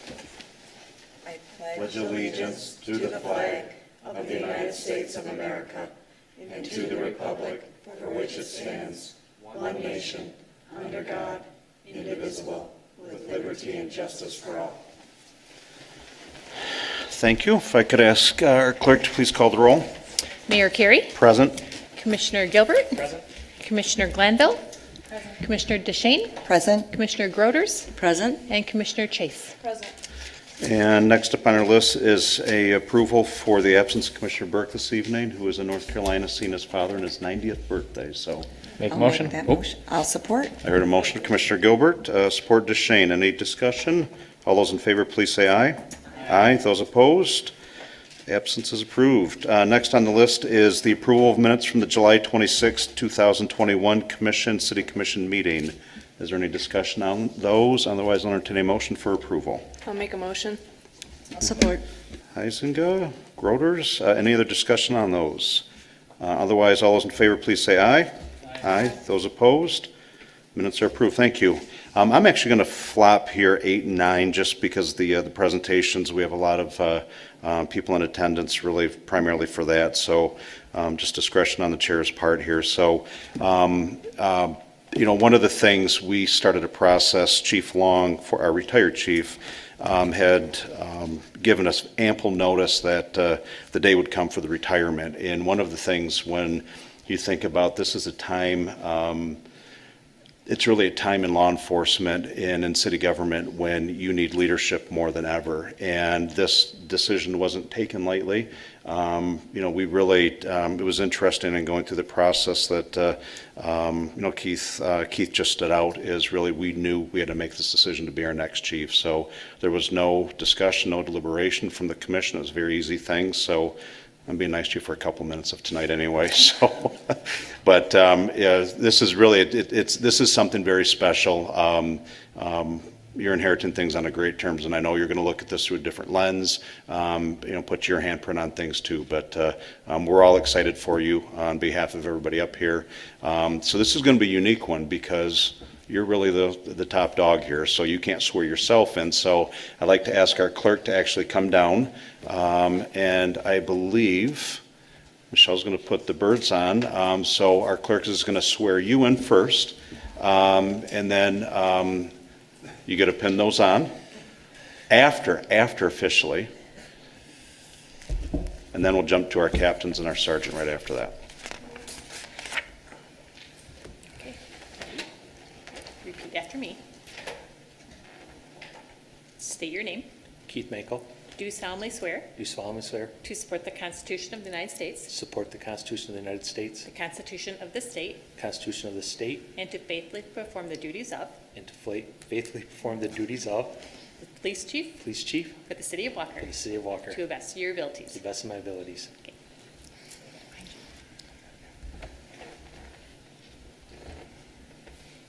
Thank you.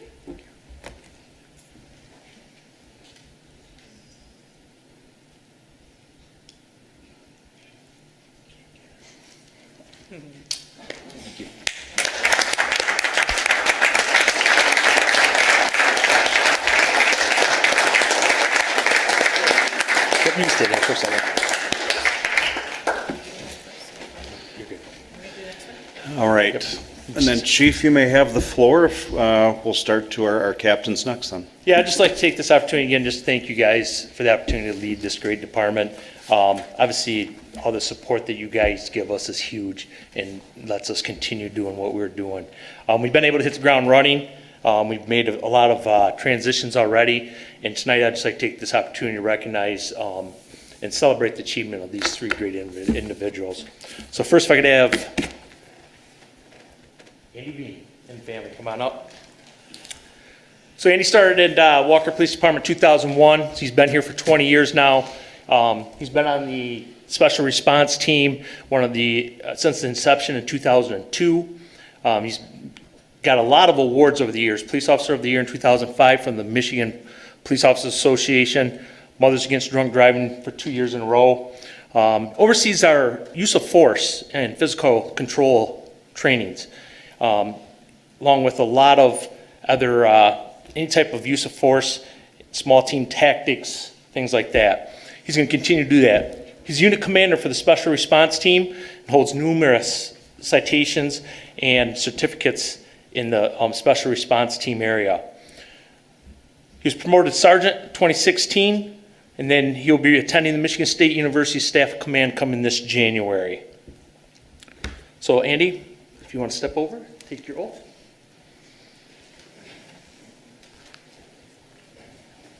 Stand across from you and you'll repeat after me. Okay. State your name. Andy Veen. Do solemnly swear to support the Constitution of the United States. Yes, I do. Repeat after me. The Constitution of this state. The Constitution of this state. And to faithfully perform the duties of And to faithfully perform the duties of Police Captain Police Captain for the City of Walker for the City of Walker to the best of your to the abilities. best of my abilities. Okay. Are you signing again? Okay. And Andy will be pinned by his son Connor.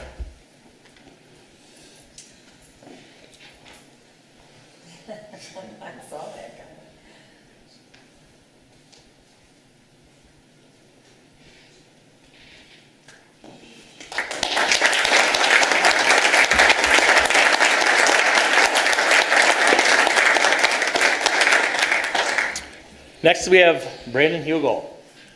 So Brandon started in 1999 as a part-time officer, full-time in 2000. Because of 21 years now here at the Walker Police Department. Original member of the department's honor guard in 2000, helped get that going along with Chief Long. So been involved in field training since 2002. Brandon's really big in the Metro Police Academy with the high schoolers. Works with that quite a bit. 2007, she got involved in the detective unit for many years until she was promoted in 2016 as a sergeant. In there, 2012, Officer of the Year. So the big thing that Brandon's doing right now, she oversees the crisis intervention training, not for just the City of Walker, but all of Kent County departments. So Brandon just finished up attending Michigan State University Staff and Command. And obviously, she will be overseeing our records department and community engagements going forward, along with some other administrative duties. So, Brandon? I'll just say it too. She'll be pinned by her daughter, Sydney. I don't have to step back anyway. You're going to state your name and then repeat each one after me. Brandon Hugo. Do solemnly swear to support the Constitution of the United States. Do solemnly swear to support the Constitution of the United States. The Constitution of this state. The Constitution of this state. And to faithfully perform the duties of. And to faithfully perform the duties of. Police Captain. Maybe someday. Yeah, Police someday. Give me your name. Police Captain. Captain. For the City of Walker. For the City of Walker. To the best of your abilities. To the best of my abilities.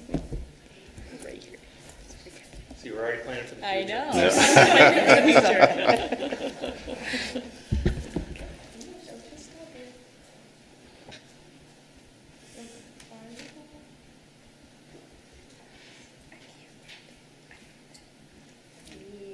Come here, short one.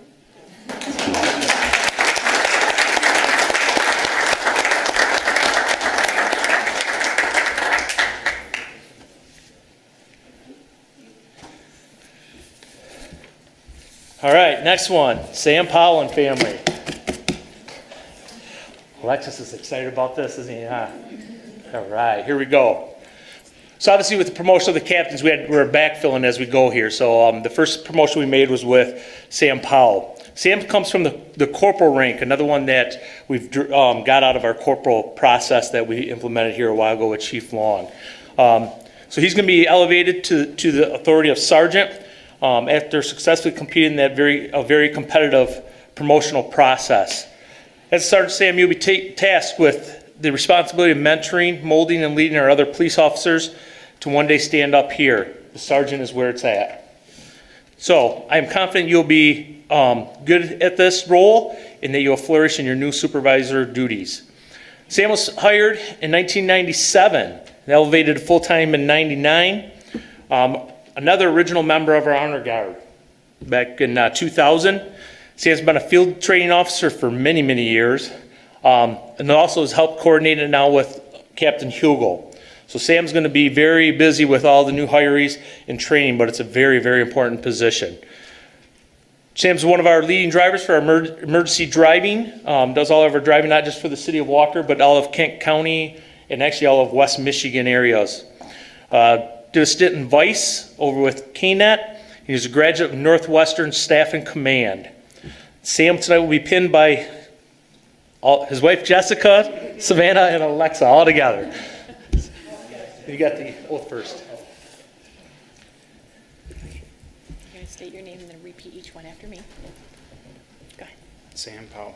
Do solemnly swear to support the Constitution of the United States, Do solemnly swear to support the Constitution of the United States, the Constitution of the state, the Constitution of the state, and to faithfully perform the duties of to faithfully perform the duties of Sergeant Sergeant for the City of Walker for the City of Walker to the best of your abilities. to the best of my ability. Thank you. And you're going to print your name right here. You're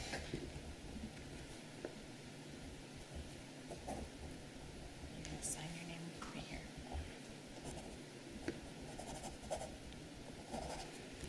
Thank you. Thanks.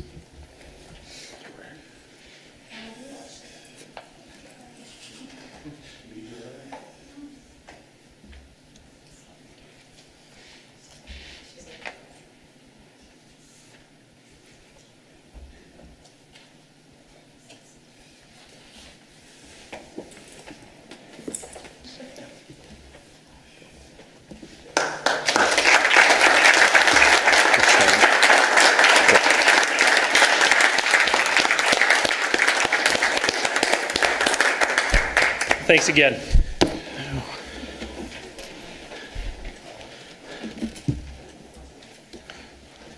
Oh, the Walk of Fame. Yep.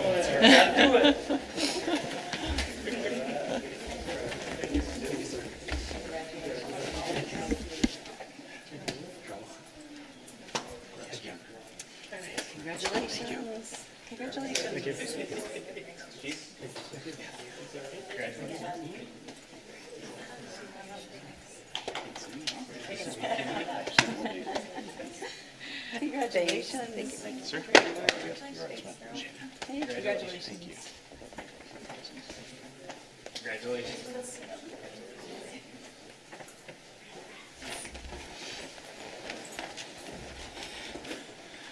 All right, thank you all. You're welcome to join us. This riveting conversation the rest of the evening. So thank you all. Very proud of you. Very excited for you. Thank you.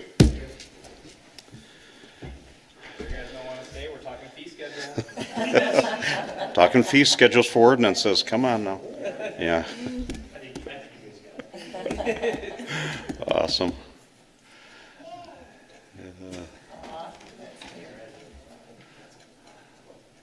All right, we'll give them just a second.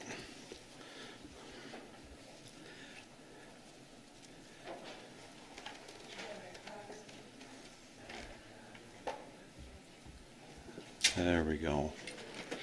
All right, we scared everybody away. Oh. So now we'll go to public comment on agenda items. Take her. Yeah.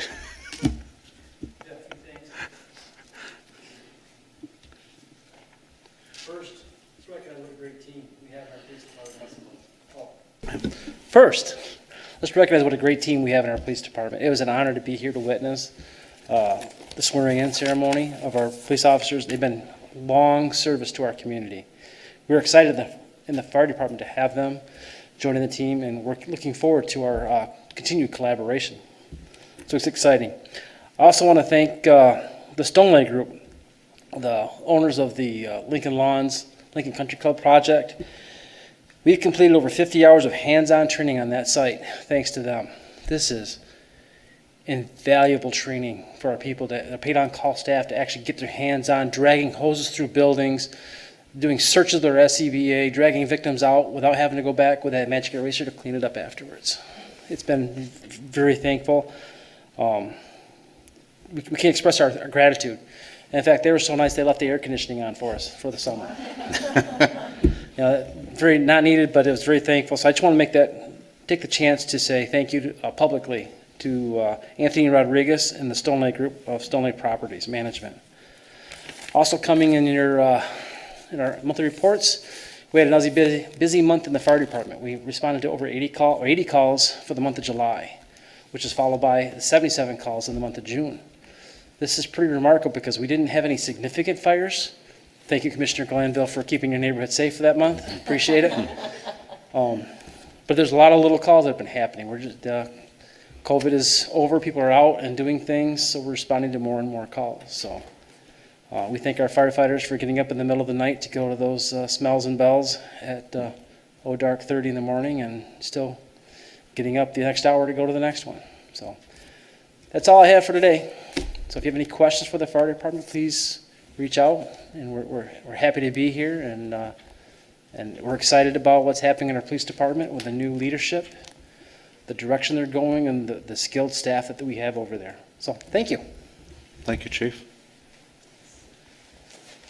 So we're discussing this morning with the chief, after a really good 2020 year, and probably COVID impacted, we had dropped, I think it was 24-25%. Our numbers are trending back to where they would typically be for years. So, but they're coming up quite a bit, as you experience in your own neighborhood, and the challenges that we have with it. So, so good. No, thank you for the update, Chief. Appreciate it. Seeing nobody else public comment, we'll move past that. Next on the list is consent agenda items. We have expenditures in the amount of $241,626.56. I'll entertain a motion for approval and support unless there's discussion on the amount. I'll make a motion. I'll support. Commissioner DeShane, Commissioner Chase, any other discussion on the bills? Otherwise, all those in favor, please say aye. Aye. Those opposed? Bills are paid. Thank you. Next on the list is Resolution 21-610, adopting a revised and comprehensive community development department fee schedule and repealing Resolution 18-500, which prescribes certain building, plumbing, electrical, mechanical, and zoning fee schedules. We covered this at our 6:30 Committee of the Whole meeting. Is there any other discussion for the good and order of this? Seeing none, I'll entertain a motion for approval and support then, please. So moved. Thank you, Commissioner. I'll support. Commissioner Chase. Any other discussion on Resolution 21-610? Otherwise, we have a motion for Commissioner Groder, support for Commissioner Chase. All those in favor, please say aye. Aye. Those opposed? Resolution 21-610 is adopted.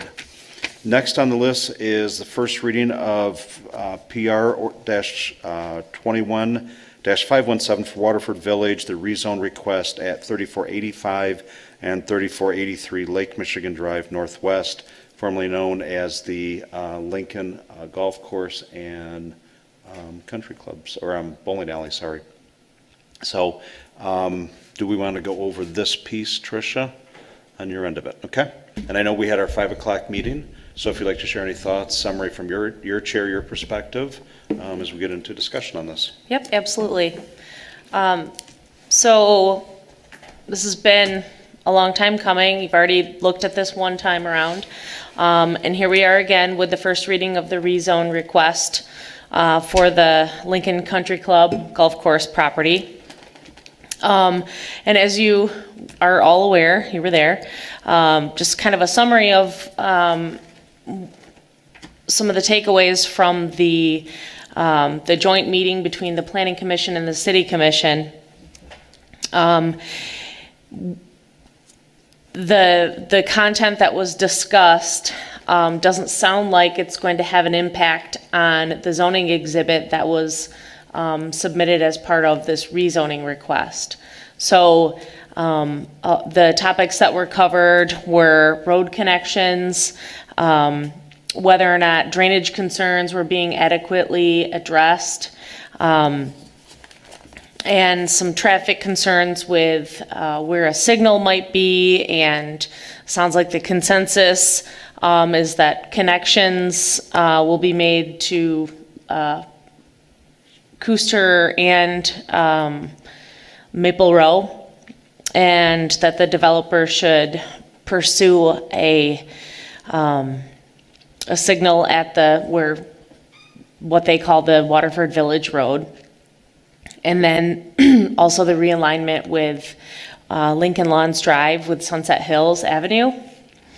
So those are all items that will be addressed on a revised PASP. So the PASP cannot officially be approved without the rezoning in place. And so since it doesn't look like the zoning exhibit will change based on the outcome of the joint meeting, we can continue with the request and this agenda item tonight. So just as a reminder, the request is based on this zoning exhibit dated July 9th, which was in the July 21st Planning Commission packet. And so the Planning Commission voted unanimously to recommend approval of the rezone request to the City Commission. And the request is to rezone the parcels here, which are 3483 and 3485 Lake Michigan Drive, from AA agricultural, which is the current zoning, to RPUD 1, which is single family residential, low density, 2 to 4 units per acre, and multifamily residential, RPUD 2, with a density of master plan density of 4 to 8 units per acre, and then CPUD down here, which is commercial planned unit development. Proposed land uses would be consistent with C1 commercial and office research and parking. And so basically, because you've been through lots of these rezoning requests, you're probably aware that the Planning Commission takes into consideration a series of criteria when they are considering a rezone request. And so at the July 21st Planning Commission meeting, it was found that these criteria could be met. And so these criteria have to do with can the current zoning support land uses? Does it have to be rezoned in order to achieve the proposed land uses, which is single family, multifamily, and commercial? Will the rezone have a detriment on surrounding properties? Will the rezoning have an impact on traffic? The whole list is in my report that I provided to you from that meeting. And so the Planning Commission also reviews a rezone request against the recommendations and the guidelines that are outlined in the master plan. So the master plan, as you know, is a guide. It's not a law, it's not an ordinance, but it's a guide. And a lot of time and effort has been put into creating this guide with a lot of input from Planning Commission, City Commission, and as well as the public. And so when the rezone was before you before, it was preliminarily denied based on lack of alignment with the city's master plan. So this is just a little snippet of the future land use map from the Standale neighborhood cluster. And you can see that the residential growth, 4 to 8 units per acre, which would be consistent with multifamily residential, is pushed further to the east. There are a lot of wetlands located in this area here. And so the feasibility of keeping all the multifamily within this little rectangle here isn't super reasonable. And so after having the ad hoc committee where recommendations were made to the developer to kind of push the multifamily or RPUD 2 further east and then create that single family buffer along Lincoln Lawns Drive. the developer followed those recommendations, revised their zoning exhibit, and this is what they brought to the Planning Commission, which doesn't align perfectly with the master plan, but it aligns in a way that is reasonable and feasible in terms of being able to achieve the number of units per acre that would be aligned for the multifamily in this portion, as well as being able to achieve the number of units per acre that they'd like to see in the single-family portion. And so, you know, on top of the land use and the future land use map, there's other items that are taken into consideration when the Planning Commission reviews a rezone request. And so obviously we're looking at density, road connections, site design, appropriate zoning districts, all related or all incorporated in the preliminary area site plan, which the Planning Commission tabled. And so what's being proposed as far as density goes here, in this green portion, it is 6.74 units per acre, where the master plan calls for 4 to 8 units per acre. Single family portion over here is being proposed at 3.04 units per acre, where the master plan calls for a density of 2 to 4 units per acre. So we are seeing some consistency there. And so basically this is the first reading in front of this huge audience. So if you have any questions for me, I don't want to beat this horse to death.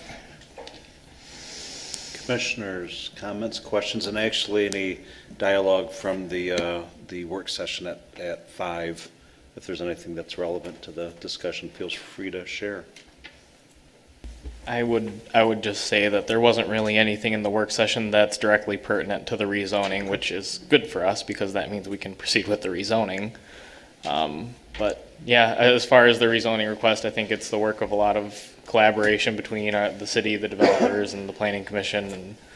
And I'm glad we're finally getting ourselves moving in the right direction, and that all the rubber's starting to meet the road a little bit here. Commissioners, any other dialogue? Comments, insight? You know, I think back to, I think this was June when we did the preliminary denial, if I remember right. I believe at that point, based on a lot of work on Stonelay's part, we had come very close, but it still was not aligned. And what I'm seeing when you start, you know, 6.74 to 4.2, and I start looking at the metrics, things are adding up. And I think as we were going to the National Night Out, I think that's the longest standing one in the city last Tuesday, into the Lincoln Lawns development. And you know, going back in there, it was one of the things we were talking about, a couple of us in the car, was the non-elected officials, by the way, at that point in the car. So there's no OMA stuff. But anyway, right through there, and we were talking about, right now there's one entrance in and out of there. And this is a big neighborhood block party. Fire truck got in there early. That's in the back of the event. We had police cruisers in there. But heaven forbid, should something be caused or be the cause of some blockage there, that we can't get in with public safety. And it's, when I think of that area back in there, there's so many darn cul-de-sacs and things that are just really tight from a public safety, from a connectability perspective. It's really not an ideal situation, but we have to be careful too of not having straightaways where people have got a drag strip through a neighborhood, and not conducive to families and young ones out there either. So I look at everything that has been changed since. I was not in the 5 o'clock meeting. Got a little quick update before coming in here. I am comfortable at this point with the rezoning request. I know there is some work to do yet on the PSAP before we can get to the final, but we're pretty close on this. And I think it's inevitable too, that it is a matter of time before that's developed, and I just want to applaud the commission, the ad hoc committee, city staff. We've turned over every possible stone, I really do believe, in going through this. So this is not something that we do and we can change our mind a year from now. It's a pretty big thing, because there's going to be a large-scale development taking place here eventually with this with a rezoning request. So I think it sounds like we have had questions answered, satisfied. And I'll ask again, is there any other discussion on this? Otherwise, I'll entertain a motion for approval and support for the first reading of the rezoning on this. Happy to move the rezoning. And I'll support. Thank you, Commissioner. Commissioner Gilbert and Commissioner Groders. One last time, any other discussion on said item? And we have no public participation either, looking out in the audience, so. I just wanted to add one thing. Yes. The developer wanted to be here today, and his flight was canceled due to lightning. So that's why he is not here. Well, he missed the chief's gratitude too, so they've, Right. and I do want to give Stoneleigh credit, is they have worked, there's a lot of sweat equity that's been put into this on their part from the start of this.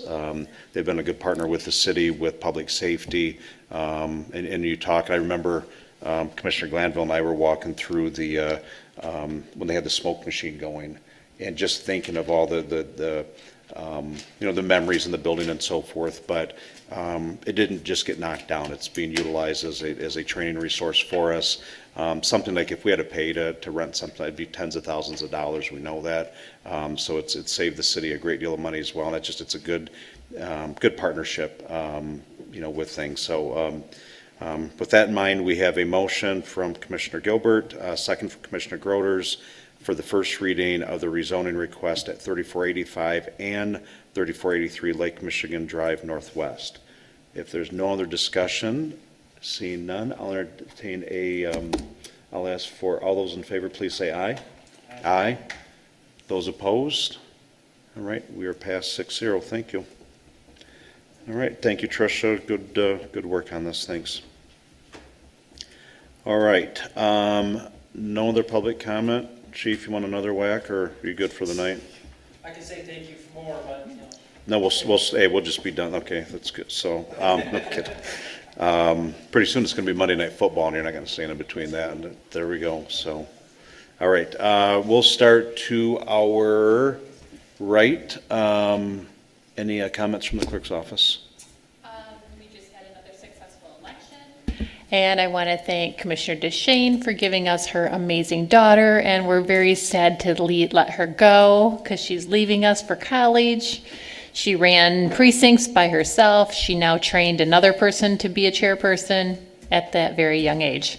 And also thanking Melanie for also helping us with elections, because it's hard to find good people. So we're always looking for bright people that want to step up and work election day.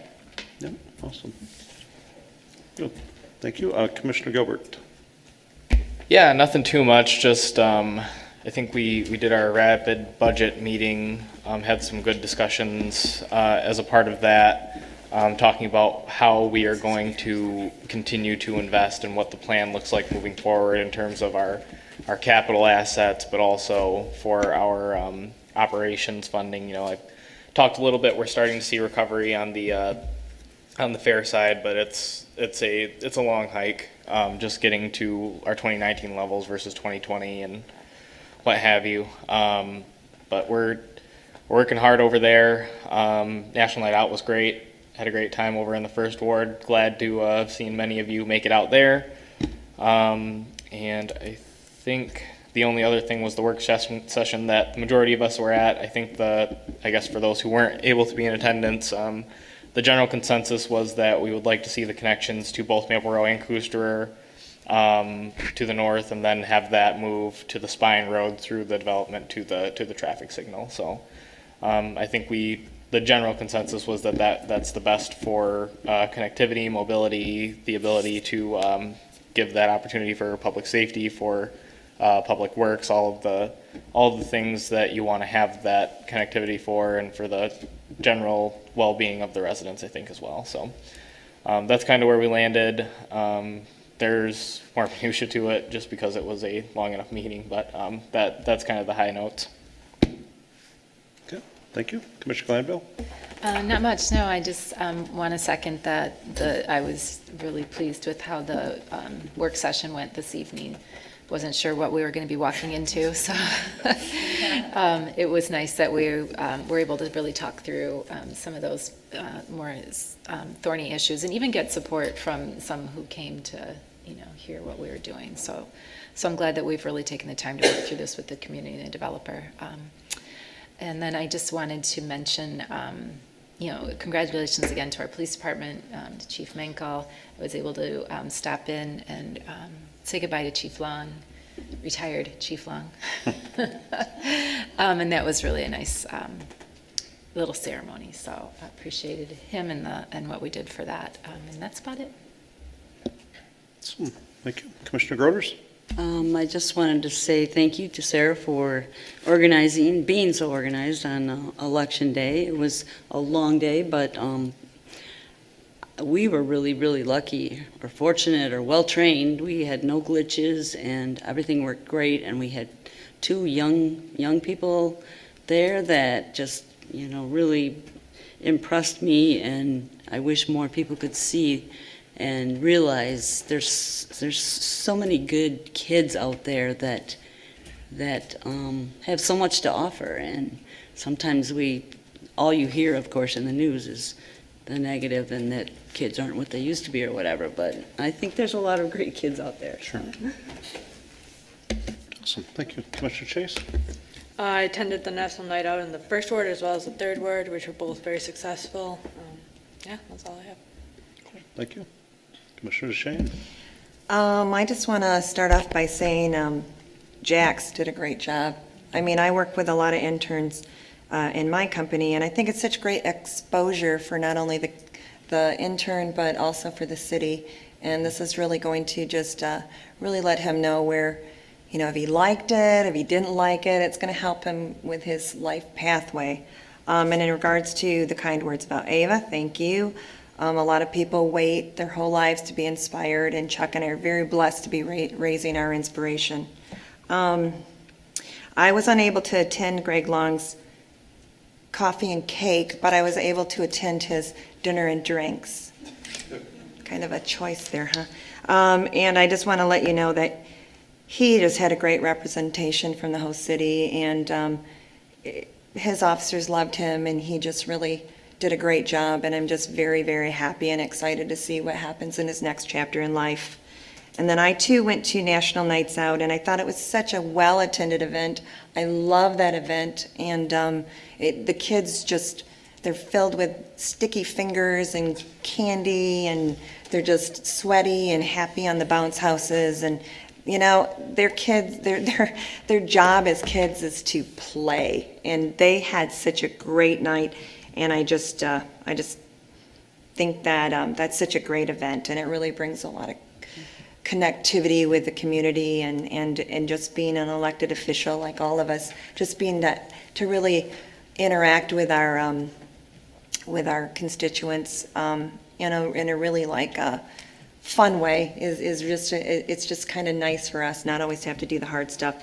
And then on my last comment, I really thought this was great tonight with the Planning Commission and the City Commission and all the audience, all the residents out there. I think this is such a healthy exercise for the residents to see us working as a team to come up with great ideas or better solutions.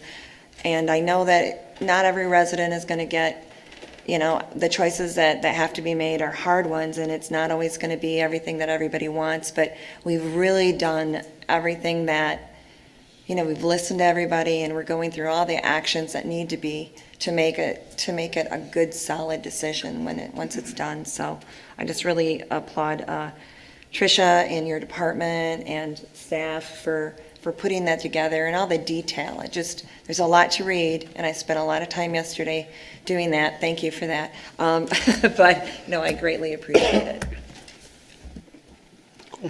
Thank you. Mr. Walsh? I would echo that. Excellent job with that work session. Came back to the fundamentals of planning, and you implemented your master plan. So congratulations on doing that. Going forward, what I would say to Tricia and also to Steve at Planning Commission, take a careful look at traffic calming, particularly on that spine road, even with the curves. There's one intersection there with Marlboro that I think really could be a neck down. Probably look into that. And the other thing is recreation features. Whenever we do multifamily developments, we want to incorporate active recreation more than sidewalk and trail. And there's a couple of spots in that plan on that site. And once they get into 3 dimensions, look for spots where you can put in pocket parks and courts and things that are active recreation features for the people that are going to live there. Otherwise, great job. Thanks. 2 items. First off, thank you to all the commissioners for your feedback on my performance evaluation, which I had last Friday. So I think it went pretty well. So thank you again for the input and the confidence. Secondly, tomorrow morning, Dan DeVries and I will be attending the inaugural meeting of the Kent County Indigent Defense Authority that you so graciously appointed us to at the last meeting. So we'll let you know how that goes, but kickoff meeting tomorrow because we have to have our plan into the state by the 1st of October. So should go well. Pretty well organized. Again, thanks to Wyoming for coordinating everything and leading us through the process. That's all I have. Thanks. All right, I will bring us home. I won't restate anything. As Daryl had just shared, we finished city manager's performance review on Friday. Fire chief, we had a great discussion this morning, and just want to thank both of them. Cannot say thank you enough for the leadership that they show. So there will be a 1-page summary that will be shared with the commission here this week. That's one thing. And then my only other thing on National Night Out, I think it's fair to give Consumers Energy a shout out, although 6:15, 6:30 is a little bit early to start the day out there, but they invite the mayors, the police chiefs out there and have coffee and donuts. Kind of a cool event, and being able to do that. And Walker was able to read the proclamation this year, and talking with some of the other police chiefs there as well, who were also at the dinner and drinks on Friday night. Just the feedback that we have for the decision that we have made with the next evolution of our police department was just met with resounding approvals, and that means a lot because they have to work together, and there's been such a great working relationship there. So I'd be remiss if I don't say thank you to Fiance Alstra, for hosting that event again. We figured the numbers, roughly head count, we were somewhere in that 3,000 to 4,000 range. For people up there that came through, which is just insane. And when you think of what the summer concerts have been, you think of what the Memorial Day parade was, and that was 4,000 to 5,000. It definitely we're back and being very aware of what's going on in the world too right now. So, and last but not least, we did run over to Lincoln Lawns for a while. Had a great discussion with bunch of the neighbors there in the 3rd Ward, and we had some discussions about the development and the rezoning, and a little bit of trepidation on the way over getting in there and what are we walking into, and they were nothing but good conversations. And really, if I could sum up the few that we had while we were there, was the neighbors understand that something's going to be developed there, the ones that we spoke with anyway, and it was just, the summary was just get it right, and I feel like we're well on that path to it. So. And then we ran back to Fiance Alstra because the First Ward commissioners did not take the dunk tank, so somebody got stuck in it for 45 minutes. So I can tell you right now who's joining me in it next year. It's your ward. 45 minutes of up and down. Yeah. It's called taking one for the team commissioners. So, all right. That being said, we'll entertain a motion to adjourn here and support, please. I'll make a motion. Commissioner Chase, support from Gilbert.